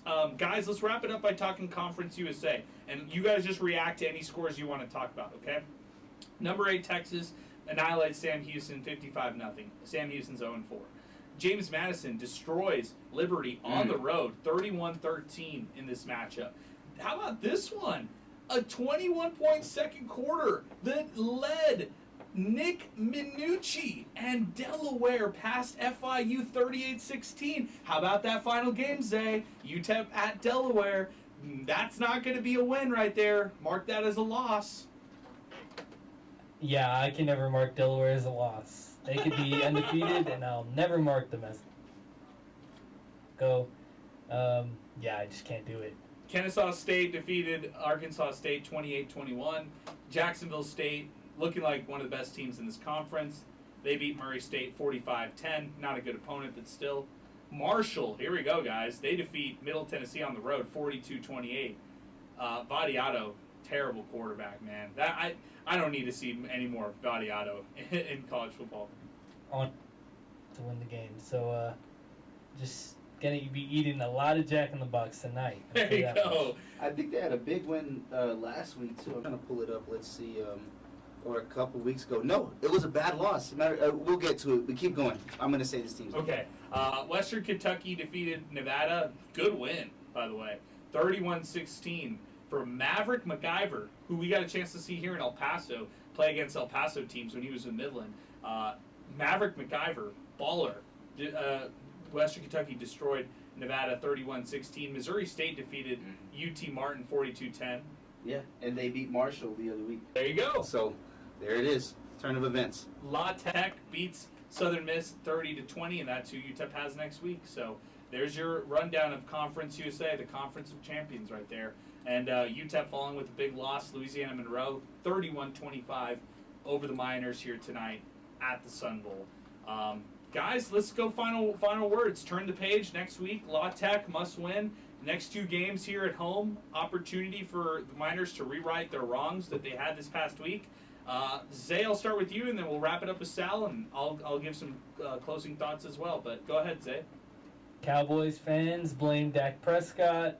UTEP fans used to blame Gavin Hardison, but at the end of the day, I didn't think it's either of those fault. Either of those guys. I'll go to bat for either of those guys, and I guess I'm going to bat for Malachi Nelson. He made some good throws. Once again, I don't think the completion percentage is really. It's not fair to judge him on. I know usually you can judge quarterbacks off that, but I mean the game he didn't look horrible. He definitely was not the reason UTEP lost. And look, this is a bad loss, but I don't think this guy is falling for, at least in my opinion, as much as it is for maybe other fans. I knew going into this there was a chance UTEP could lose. Like I knew this was not an easy give-me game. But at the same time, it probably isn't great when you lose to a school whose head coach is also the interim athletic director of the program. So, 2 ways to look at it.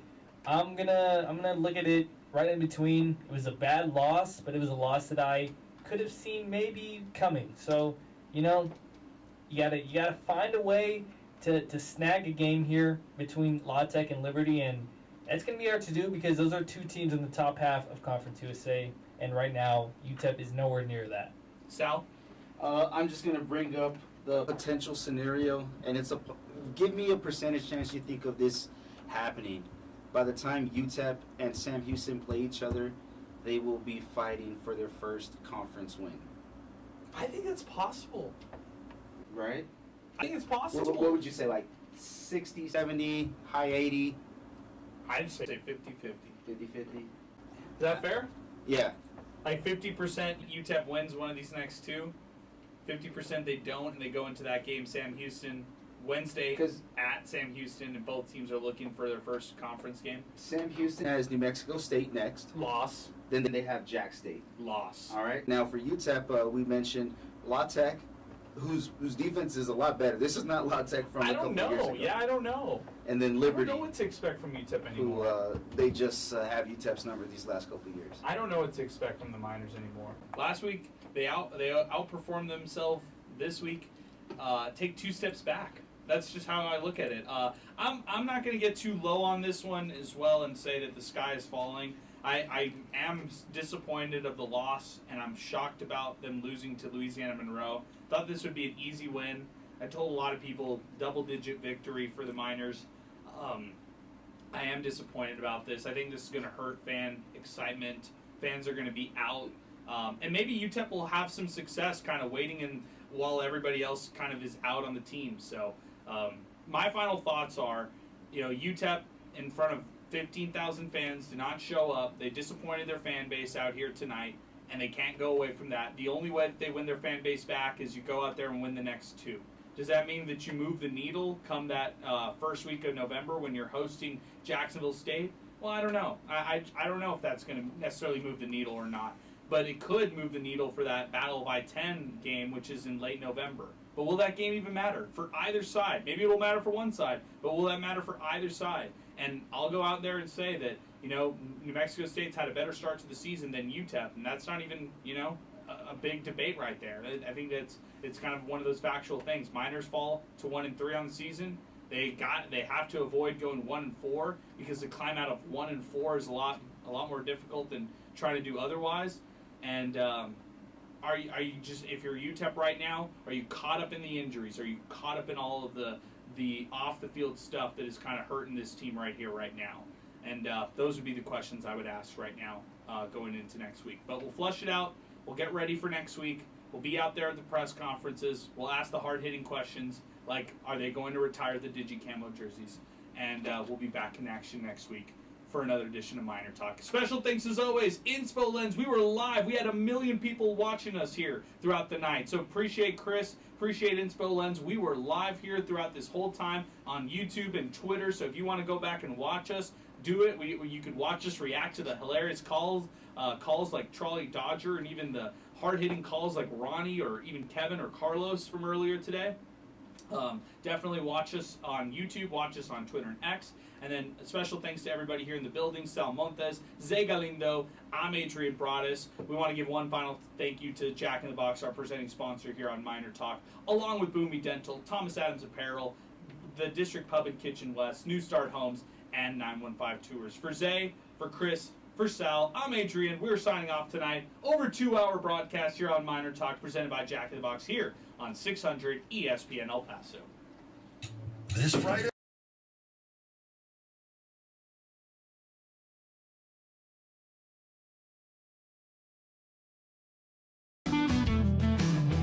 Cruising down the streets of BP, you know where the miners be. Tune in when the sun goes down, Miner Talk's the word in town. From the Sun Bowl to the lights, we're talking football every night. Win or lose, we're standing tall. El Paso's pride, we've seen it all. Miner Talk, we're keeping it real. Every play, every drill. From the field to the mic, we're all in, ready to strike.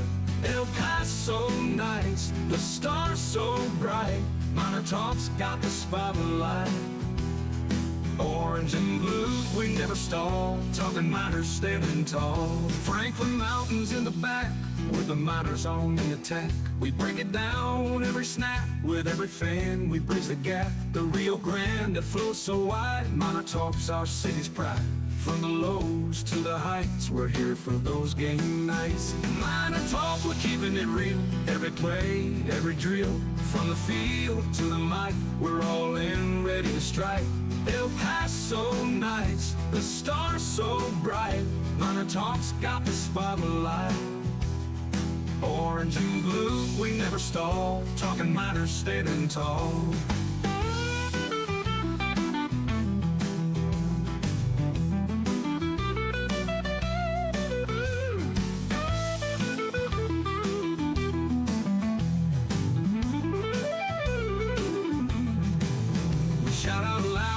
Crowd, every voice we make it proud. From the heart of El Paso, wherever miners let them know. Miner Talk, we're keeping it real. Every play, every drill. From the field to the mic, we're all in, ready to strike. El Paso nights, the stars so bright. Miner Talk's got the spotlight. Orange and blue, we never stall. Talking miners standing tall.